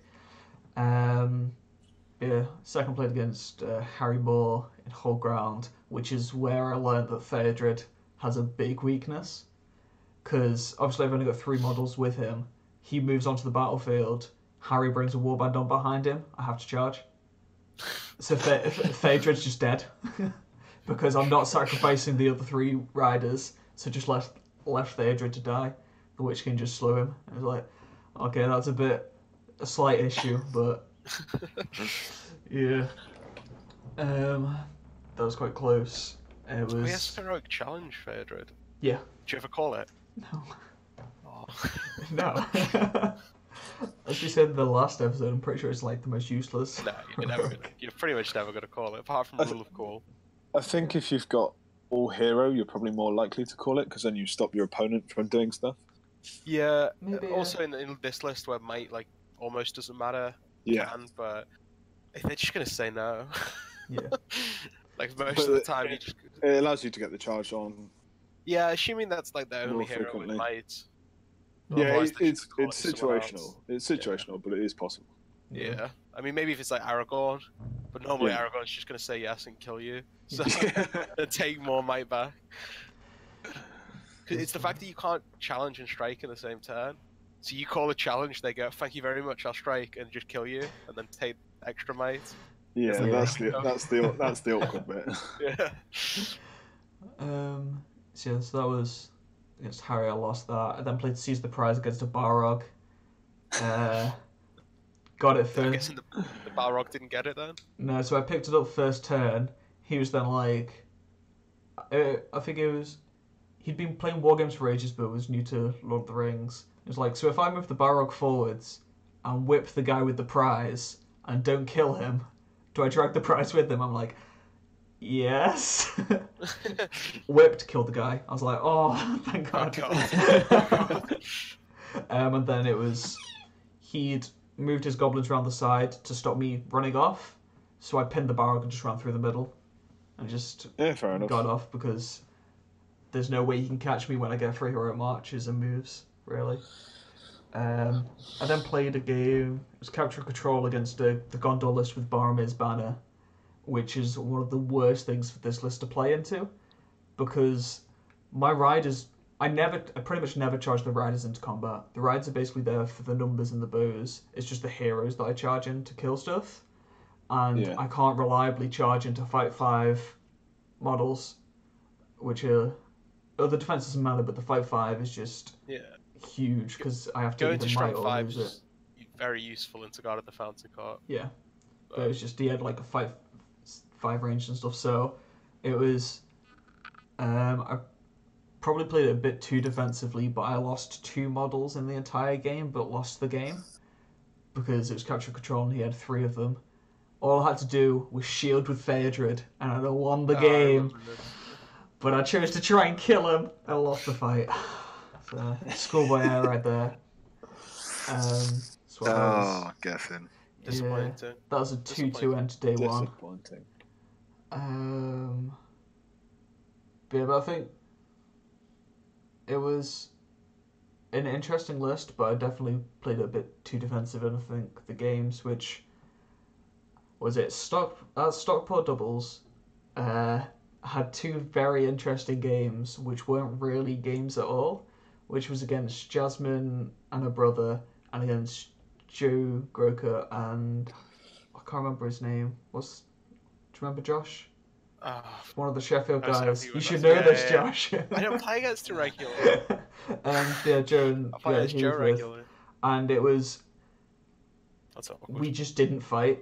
It was just a kiting game because we didn't want to charge into dwarves, so we ran away. We didn't want to give up more VPs against Jasmine, so we just ran away.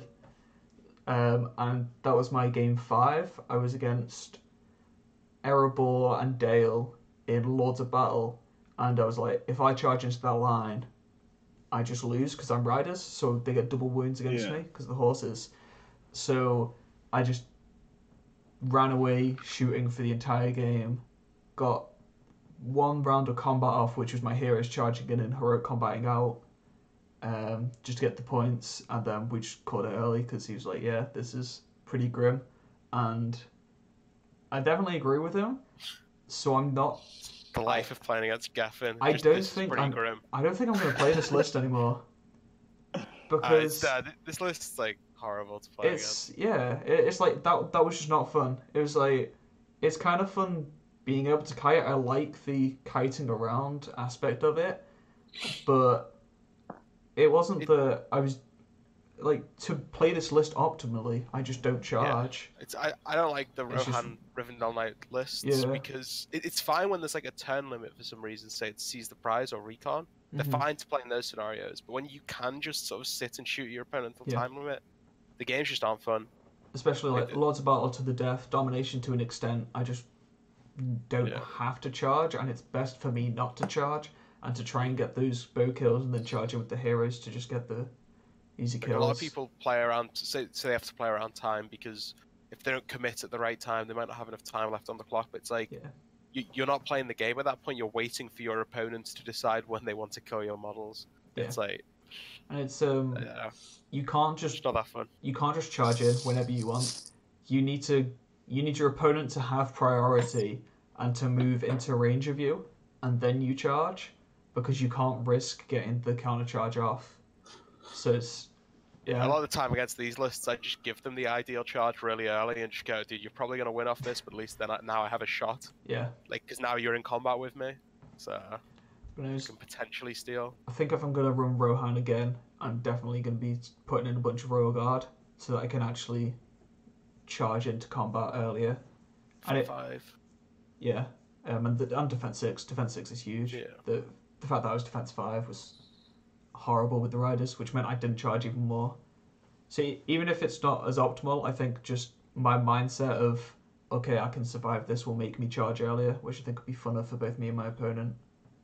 So I kind of talking to World Champion again, he was saying, and other people have run Rohan, saying kind of a third Royal Guard is generally quite good. Because I know Will had something like 26 models at Bicester at the 750 with the 5 heroes, and he had 6 Royal Guard maybe, or 8, and he wanted like 1 or 2 more, just in case. So I'm traumatized by a mounted Royal Guard ever since 2017 GT. I played Kieran Street in the last game. I was on 4 wins. I was like, I could podium if I win this last game. Charged a Royal Guard in on my Knight of Umbar on Felbeast. Also passed the Courage. Throwing Spear on the way in. Wounds the Knight of Umbar. I roll a 2 for the first fate point, and I'm like, do I roll the second? Because if I roll, I need the 1 might to strike. But then if I roll a 1, I don't have it, and he just dies because I'm gonna get trapped and he's gonna strike.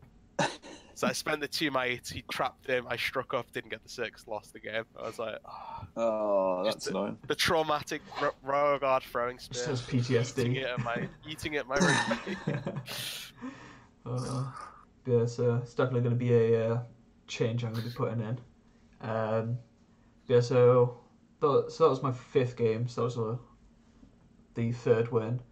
I then played Sam Hoodie in Recon against his Gothmog's Legion, and nearly had to get people to slap me for being for how stupid I was. Oh dear. It was. I managed to get the move and march off. Got 3 models off the board, gambling and 2 riders. I then had the decision to either 25% him to end the game, or let him 25% me. Bearing in mind I still had 3 heroes on the battlefield, and for me to be 25%, there can only be 1 model left on the battlefield. What decision do you reckon I took, Dewi? Oh dear. I chose for him to try and 25% me. No, you go for the kill. You keep your guys alive. Or you just run off the heroes instead of the warriors. Oh yeah. And then it's warriors that have to die and not heroes. Chris Murphy, I will volunteer to slap you. He also did ask before, where's Grunwald on horse? Why is Grunwald on horse not on the list? Because he can't be, sadly. Oh, Yeah. It's a different Grunwald, isn't it? Yeah. That's what they say. Yeah. But no, but managed to pull it back. Phaedrid alone killed 15 Morannon Orcs. Wow. And it was the last turn of the game, because it rolled. So Sam had 4 models in range of my board edge, and a bunch more off. Someone might have seen the picture on Facebook. Sam put it up. I had 2 reds of Rohan next to them. He had Gothmog Gurritz. Gurritz was within range of the board edge along 3 guys, and then he had like 5 of them Morannon Orcs. No one had any might left, so it was basically if I won priority, I charged his heroes. He was already broken, so he'd run away. If he had priority, he'd probably pass stand fast, run off, and then would either draw or beat me, depending on how many guys got off. But it got to the last combat with a rider dismounted, AMA dismounted. Oh yeah, Josh is the picture. Just put it in the Discord chat. I'm probably not going to be able to put that on the stream easily. That's cool. But it was last combat of the game. AMA and a single rider, both dismounted against an orc, managed to kill him, so 25%ed him. But that was the same turn that Gorish, is it the 200 guy? Goroth. And about 12 Morannon Orcs ran away. Oh wow! So it was so close. It was, never making that decision again. Always go for the kill. Always just try and kill them. Especially with those heroes. A lot of the time, you try and 25% yourself. People just get you down to 1 off and then start shielding. Yeah. It's like, no. I find the only way to 25% yourself is to fail courage tests. Yeah. Not to try and die. Mm-hmm. Yeah. Because then it's not in your control. I always find if you try and keep it within your control, so it's either you taking the courage test or whatever. So I've only ever done it twice, both in the same tournament with Angmar. Yeah. It was like contest. I'd transfixed and paralysed Thrall, and got 2 kills with Witch King, and then went right. I'm going to take all my orcs first, and then my heroes. Yeah. So, get me out of this game. Yeah. I'll take a 5-3 win, thank you. Especially you run from courage. You can just charge into models that don't have shields, so charge a spear and a shield guy, because obviously has shield. If they have enough of them. Yeah, or you're playing Ring Wraiths and you just pop yourself. Yeah, pretty much. Yeah. Now Recon seems to be one of those really tough scenarios as well. Like probably the hardest one to like get a read for. Yeah. People like regularly mess it up. I know Ben was saying that because he was down in his matchup, he was thinking very defensively. So he sent like 5 Eastlings to hold a flank down against some cavalry. But after the game, his opponent was like, if you'd have just moved those Eastlings up, I only have 2 cavalry models. Yeah. So you can play aggressive there, even though you were thinking defensively. Yeah. Yeah. It's knowing what to commit where and when. Well, it's even Josh, look at our game, and it came down to 4 models. 2 of them pass, and I'm off. 1 of them pass, and it's a draw, and you eventually win because you kill my leader. But or if I'd have slung off both the knights on the same flank. Yeah. Then it would have been I think it would have been a win because I killed your leader at the very end, but probably a draw. Yeah, you did. You'd assume for a draw. Yeah, Recon at Ardacon, I had 2 Warg Riders with shields just run down the flanks. My opponent just shot them for the entire game, but they just managed to get off. Oh yeah, that was the other thing, because you had blowpipe shots on my 1 dude as well. And if any one of those blowpipe shots lands and kills, it's like probably not going to get any other models off. I was going to say I had like 1 or 2 turns of like 2 blowpipe shots, and if they come off, then great. If I kill his horse, great. But yeah, I think if you killed his horse, he still probably got off. It would then depend on priority. Yeah. Because there was nothing around there, so. Yeah. It's always a hard one. Me and Dan played the game of Recon on Tuesday, and it was his warriors just like smashed into me. It was he was using a fiefdom's list against my Mahud. I managed to get a guy off, and then his warriors just annihilated my warriors. So I basically, I couldn't win. So I was like, okay, I've got to try and 25% myself once again. The Gethin strategy, it's either sit back and shoot or 25%. It's easier. It's easier with Courage 2. It's a lot easier with Courage 2. I think it was I managed to 25% myself. So I'd got one guy off. I was broken. He wasn't broken. 25% myself, and then his rangers shot my leader and killed him because he was just a basic chief. But it's like if he'd have survived that, then it'd been a draw. But it was very close.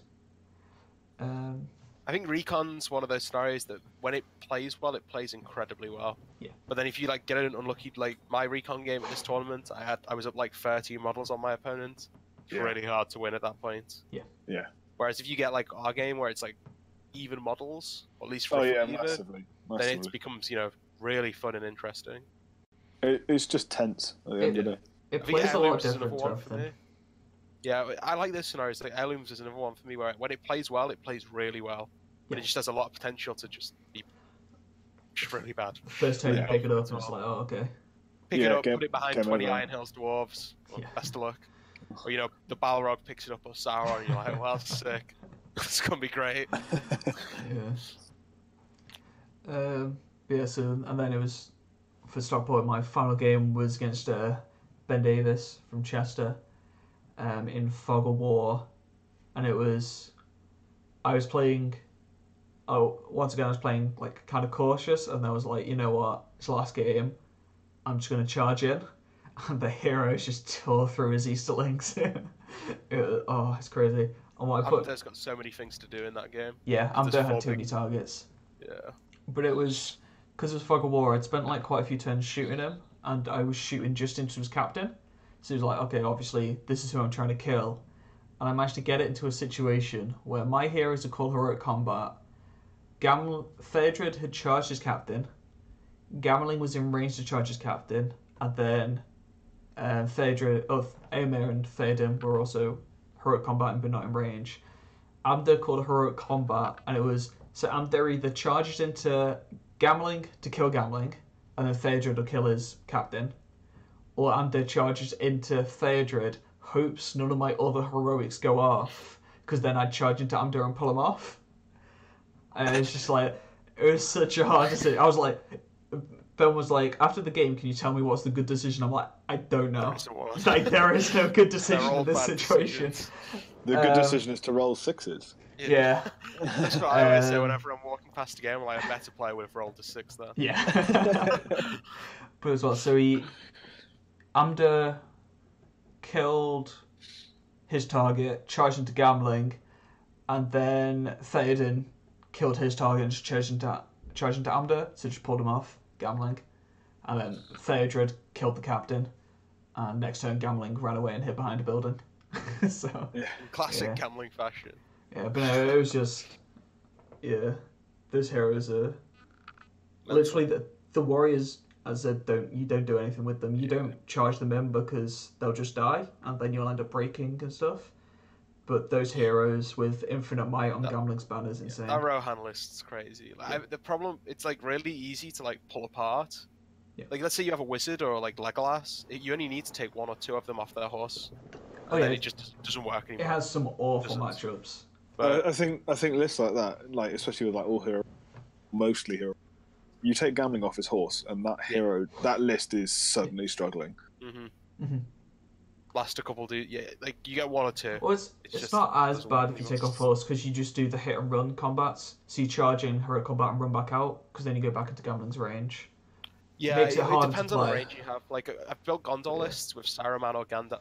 I think I prefer Saruman, but Saruman or Gandalf and Legolas. And those Rohan lists, I'd be like, whatever, you know, because I can just reach you.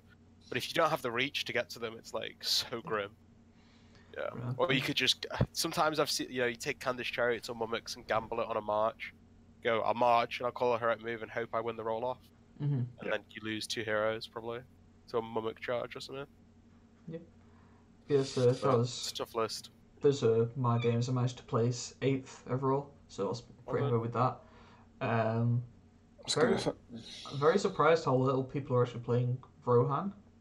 It was massive when it first came out. Yeah. When it first came out, it was you could see a lot of Rohan, a lot of people building for Rohan, but then I think people have realised that you lose that roll off. Yeah. And you're in a lot of trouble.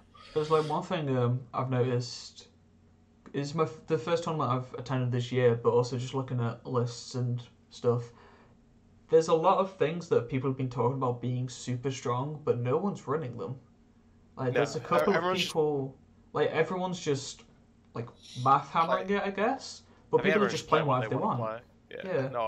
No one's playing like the really OP stuff. Especially in the UK. It may be different. I know. Other countries. I've been chatting to Leon Curry a bit, and he's been saying like his meta in Germany is pretty strong because it's good v evil all the time. Like the Nature's Wrath lists just destroy everything apparently, but I like evil doesn't really have any answers. That's why I like the kind of the blue on blue aspect of a lot of our tournaments. Yeah, I like how there's a mix. I prefer playing good and evil personally, but as a themed matchup and fun, I enjoy it. I much more enjoy good v evil, but if you're looking at a competitive way, which the Germans, I've not spoken to many of them, but they think they're quite competitive and all that kind of stuff, then blue v blue, you've got to play blue v blue because come to ETC or whatever and you will be playing blue v blue. Yeah. I think it's cool because in the GBHL there's red versus blue tournaments, there's blue v blue tournaments, there's tournaments where you can bring 1 or 2 lists and if possible you'll be blue v red, but you still play blue v blue. I like that there's a mix in the GBHL. You've got to be prepared for all events, right? Yeah. I think evil could really do with something that answers Nature's Wrath. Just like one thing that answers it. Because they've got War Beasts right now that can't be knocked over, like Mummix and Chariots and stuff. But besides that, they don't really have a Fortify Spirit or Resistant to Magic hero that can just sort of brute force through a Nature's Wrath list. There's nothing that really counters it. No, not especially. Dave Reed mentioning at the GT was like he thinks Blackguard could be 11 instead of 12 points, just because defense 7 is such a big thing for a lot of good armies, and because there aren't really any effective counters to it. And if you just introduce Blackguard as a strength 5 counter, like not everyone's going to run them, but I mean, it makes defense 7 a bit worse. It's not just guaranteed 6s against pretty much everything that evil has to offer, barring half trolls. Yeah. But it's interesting seeing what everyone's running and stuff. Yeah, I think, as I say, people are just having fun still. Like, people are just loving kind of getting away with playing the big heroes. People don't seem to be annoyed by it yet. No. Give it another year and you'll see Elrond across the other side and go, just never losing a fight. It's like, please God. I was annoyed by it when I read the rulebook. But that's just the way I play. I don't like. Like I said earlier, I'm very much an Angmar player, so big hero. You've got one big hero. I'll have a Witch King and 2 Barrow Whites. You cry. You wait till Elendil start running, until the really competitive Elendil lists start coming out. That model is terrifying. Yeah. As soon as you can get a good list built around it, like Elendil Kurdan, the only real flaw with that list is that it doesn't have much might. My Angmar at 600 is, I think it's 38 models, Witch King, 2 Barrow Whites, Birder, an Orc with a banner, 2 Arg Riders, and a load of Orcs. And it's like, a hero comes towards me, okay, I'll compel you or I'll spectre you, and then I'll paralyze you, and then I'll hit you with Birder, and it's like, okay, you're done in a turn. Yeah. So. Alright, so... Right, moving on to the lists. Oh, sorry, I was just going to say, Ben says that Eastlings are a good response to Nature's Wrath for evil, because they have pikes and defense 6. And then the Amda and the Dragon Knights don't always get knocked prone. Yeah. It's the standard rule. It's alright, yeah. Depends what's with the Nature's Wrath though, because if it's strength 4, then they'll just... Yeah, strength 4 works for it, but... so... Who came third, though? I think it's David Farmer. Will definitely won it. Will didn't. Ed won. No, Ed. Ed won it. Ed won it. That's what Will I said. definitely won it. No, you said Will definitely won it. No. What am I talking about? It's not like there's any proof or anything. Did Will finish third? One of them came third, one of them came second. I can't remember. They haven't posted it on the event page. No, I was looking for. Wait. They've posted the results. No, there was. I saw photos of guys with swords. Yeah. But that was on the Great British Hobbit League page somewhere. Let's see. Let me. Be 1 second, guys. Quick word of warning: the iPad I'm on's on 3%, but I have got my phone in front of me, so I can just jump back in. Okay. Will Champion came second. David Farmer came third. Okay. Cool. Sorted. Let's go for Dave Farmer. Third. So throwing Dave Farmer's list up. So it's Orchard, Shagrat, Kardush, Gurrit, Gorbag, and then just a ton of Moran and Orcs and Orc trackers. Yeah, warband model Orc count, trackers. I'm guessing. Which pretty much guarantees you to have more models than your opponent for the army bonus. Yeah. Model count and bow fire. 46 models, 12 bows. Yeah. So, I know they're just orcs, but bow fire is crucial. Yeah, just having to making your opponent move. It's got a lot of might. It's got like 10 might, and Shagrat's a good brawler still. Yeah, I presume Shagrat's his leader. Yeah, he's valor, so I guess he has. No, Shagrat's. He's not. He's fortitude. Oh, is he fortitude? Yeah, he's him and one of the new ones maybe are the only fortitudes with heroic challenge. Yeah. Oh, okay. I thought he was valor. No, it means you can pin down captains and stuff. So you could make one of the others your hero if you wanted. Yeah, I'm guessing it's pretty sure it's Shagrat. Yeah. He goes to defense 7, so. Yeah, he's a solid leader. It's just whether you. Defense 7. Oh, he has 3 fate. Yeah. He's 3 moves, 3 fate, defense 7. Pretty good. Yeah. He's like Blood and Glory. Oh, he's Blood and Glory is amazing. This guy's so good. Yeah. Just hold Orcs. And it's not as bad because you go into Courage Free because of the army bonus almost all the time. There's Kardush there for Fury as well. Oh, yeah, of course. So and fireballs. Yeah, that's the fireballs. Thing. If you ever don't need Fury, you just lob fire at them, kill the odd horse. And I think that's probably one of the reasons for the amount of trackers as well. Yeah. Yeah, just to sack them off. That's a good point. Yeah, I've used it before, and it's just like, oh, I need some more will. You come here. Yeah, it's pretty standard. Relatively standard, but still scary list. Yep. I'm surprised he didn't have any more trackers on wargs, to be honest, with only the one. The one mounted model. It depends. So I guess he just needs it for Seize the Prize. I would have put 2 or 3 in just in case. Yeah, I like to get the 3 mounted models in the army total if I can. For like recon, and then just to form a block around the prize and Seize the Prize. But yeah. Still good. Scary list, a lot of models. It outnumbers me, which is impressive, really. Yeah. And they're all strength 4 as well. Yeah. Oh, there's actually Mordor Orc backline, I think, actually. Yeah, Mordor Orc backline, not Brannon's. Yeah, I've just realised. Normal looks for the Spearman. So it's not quite as strong warriors, but you still got the front line Brannons. Yeah, it's not as bad as I thought it was. Yeah. But still a lot of models. They reroll 1s on spear rolls as well when they outnumber you, so it's not as important. And the front, isn't it? Yeah, it's both, but you can normally feint on the front. So I guess if you're stabbing, so maybe not, but getting on the spear supports is nice. So Will's list? Yeah, I was gonna say there's not really much to talk about with that it's one. just Horde Orcs. Yeah. To be fair, it's the same tree for Worlds because it's pretty similar to yours. Yeah, Will's I've played a version of it at 750, and from there he's dropped Elf Helm and some guys. Mm-hmm. And it's pretty not standard, but it's one of those. When it hits you, it hurts. Yes. Yeah. Does Dewi go to fight 5? He is fight 5. Yeah. So it's getting the 4 best heroes, I think. And they've all got strike bar gambling. Yeah. Which is grim. They get the free heroic as well. Yeah, exactly, because it's the Legion. So. Yeah, he's got all the heroes he wants. He's skipping AMA because it's too expensive, I guess. Yeah. And he's getting 20 models in. He doesn't get his points back. That's what that's what Will says. So. Yeah. So just again, same as Gethin, I guess. Just strong blitzing 3 models with I'm still not sure about Dewi. I don't think you have to go into. Because you have to go into Théoden as close as possible to Théoden. Not if you call off a different heroic combat. If you got it in front of you. Yeah, so Faden is engaged in a fight within 12 inches. Then Dewi may call a heroic combat without using might. If the heroic combat is successful, then Dewi must use the following move. So if you call a heroic combat that's not off that rule, so let's say the Legion bonus, you don't have to go into Faden. And if you call it off a might point, you don't have to go into Faden. Okay, so it's only if it's like, free. Which is, I only sort of recently found out about that. That's clever. That's clever. I'm pretty sure that seems to be That's actually take better on then, it. yeah. Yeah, yes, and then he's fine. Because if you have to, there's a lot of situations where you just move and stand behind Faden, because that's the closest possible. Yeah.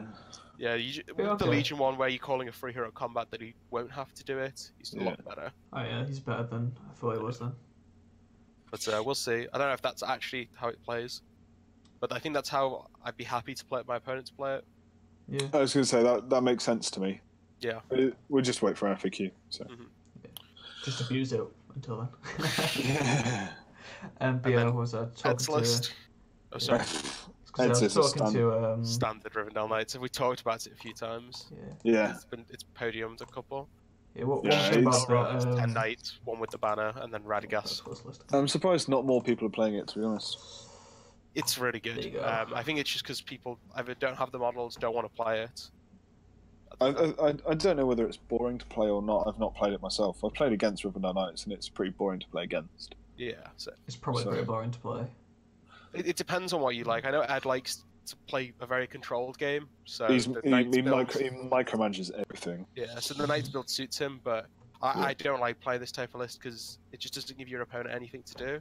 No. Like, I considered running the all-mounted Candish, but the thing with Candish is that because the chariots are so awkward to move, at some point you have to commit to a charge. You can't just like maneuver around forever. Yeah. Because of the angles, so you can maybe shoot them while they approach you, but then you charge into them eventually. Yeah. Just on basic movement, whereas these guys can just sort of run around you forever, which kind of sucks. Yeah. But yeah, I think Elrond has to be his leader, which is good for contest. No. Radagast is legend. They're both legend. I think Radagast's only legend in the Alliance. I think he's Valor in White Council. Oh yeah, because it's White Council, so yeah, it has to be. So he keeps on. Okay. Yeah. Just double check, but I'm pretty sure. Yeah. Because I think Saruman the White is the only one in White Yeah, Council. he's definitely Valor in White Council. Yeah. So. And I'm pretty sure Radagast's Alliance isn't green with Rivendell. No, it's not. Rivendell's green with like everything. No, Rally Alliance is only green with Misty Mountains. Yeah. So, Elrond has to be his leader, but he's defense 7 with rerollable fate, so he's probably not going to take any wounds. I was going to say, either way, it's not too bad, is it? Probably better than Radagast. And then it benefits a lot from the foresight points as well, this kind of list. Yeah, it almost always comes on second in Maelstrom. I mean, it's got 3 might on both its warbands, so it's coming on where it wants to be. Yeah. Together, so tough. I mean, Ed always takes the banner, because you would in this list. It's not about having more models, it's about hitting a point in the lines really hard. Yeah. And then having the banner for the extra reroll in 4 fights, rather than another dude that's just sort of sitting around. And I think the fact he's got essentially 2, he can choose exactly what to win, because if you resist the first one... Yeah. Or you could just layer them, because they're so mobile, you could layer them into places where they can't resist. Yeah. So yeah, it's scary. Panic Steed's a really, really good spell.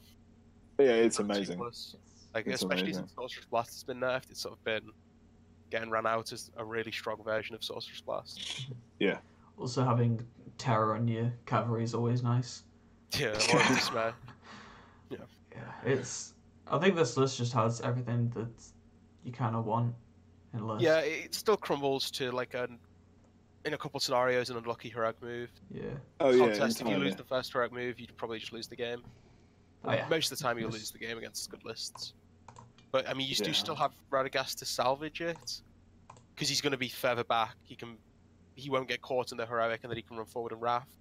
Yeah. But I think it's very similar to lists that Edge usually runs, in the sense of it's got very high highs, but you need to get dice. If the dice don't go, it's gambling on average dice. You, then yeah, if you get unlucky and across 7 games you can get unlucky, you're probably going to at some point. So that's true of every list. So. If you play statistics, this list is strong. Yeah. Which is what Ed does. Really hard to fight. Yeah. So yeah, tough. Low model count's all it has, and it's Rivendell with the army bonus. gassing through models with shooting. I think the only thing that might do anything alright against it is Isengard with crossbows or Corsairs with crossbows. He played against a Harad gunline list, but he drew it in Lords of Battle. Lords of Battle, yeah. Okay. Fine. Lords against I was going to say, I'm Adam. just thinking the strength 4, you literally just pepper the knights. Yeah, the Corsair one's interesting because they go to defense 6. Oh, whereas the Isengard are only defense 5. Yeah. So they get out. You're probably still getting outshot as Isengard with the rerolls. Quite possibly. I remember him mentioning on Harry Parkell's podcast that with the rerolls, you hit more than you would on just natural 2s. Yeah. Freeze rerolling is better than just 2s. So. Yeah, scary list. There was one person who had Corsairs at the weekend, and he had like the 17 crossbow shots. I was like, if I draw that army in anything, I've lost. I mean, I wouldn't be too bad against it, but it's hard to fight 4 models. It like plays the same crossbows, like a better version of Candish, like crossbow gun line, and then you hit ranks, you're outnumbered by fight 4 models. Yeah. It's like horrific, especially if you fight 3. It's like I'm never winning fights. So, yeah, some strong lists at the top. Yeah, so that was. I think we've seen that. What's that done now? 3 wins. I know there he hasn't won, really but I think this is his first. I think that's his first win. Okay. Yeah. But he's definitely podiumed. Podiumed Cardiff. I think he podiumed. Did he podium league opener or did he not? I can't remember. I think so. I think Ryan Hinch, because Ryan Hinch came first at league opener. I think Ed came second. Yeah, something like that. Maybe. I'll tell you what. I'll have a look to see what he's podiumed on the standings. It was like Ryan's maiden win, wasn't it?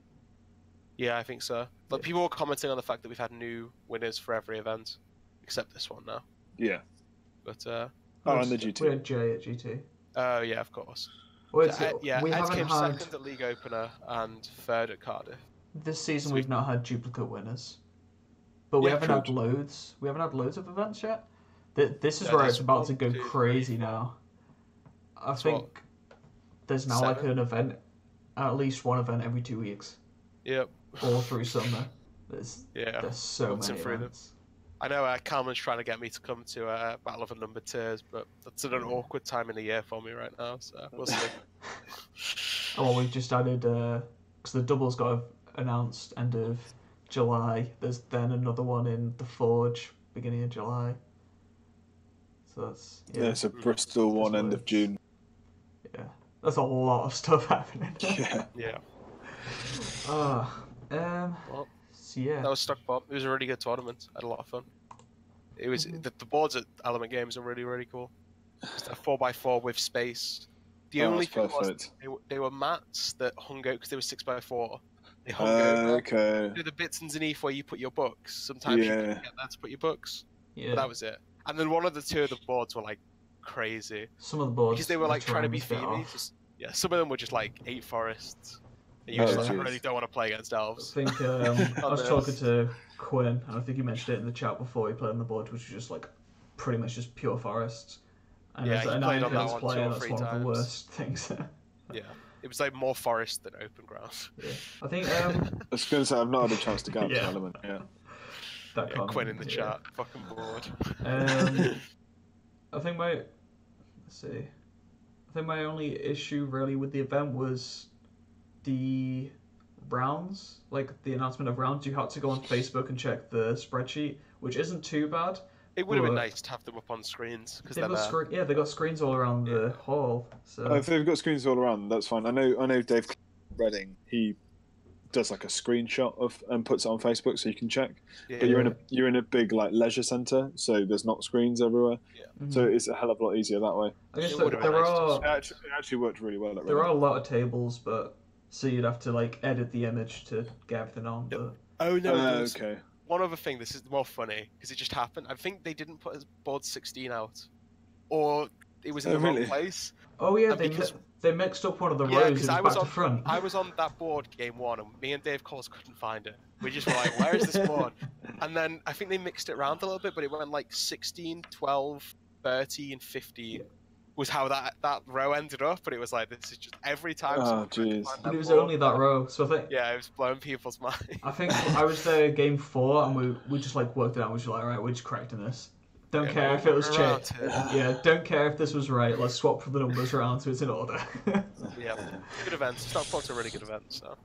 Right, I'm on 1%, boys. So. All right, we'll call it there. Yeah, guess we'll call it. Good place to end the stream. Yeah, excellent. Dewey, do you want to do some quick shout-outs about anything? No, not really. No? Josh, you got anything? Shout out Harry Parkhill's Endmoot podcast. It's really good. I've been enjoying listening to it. It's really good quality. I started listening to a bit of it, but yeah, I need to catch up. Apart from that, check out Scott Whitefoot's Instagram, which is amazing. Scott's Painting Studio. He's got some insane stuff. I love his stuff when he puts it on. The only thing is, I'm running a Southern League tournament 18th of May, and there's about 6 spaces. Cool. So if you're in the south, go check that out. And it's only like $12.50. Yeah. Mm-hmm. Okay. So and then if you're watching this on YouTube, be sure to subscribe, follow us on Twitch, like our page on Facebook, and thank you guys for joining us. And thanks Dewi for joining us. It's been really good fun. Really good fun. I'll see you guys next time. time. Quite happy to join you again.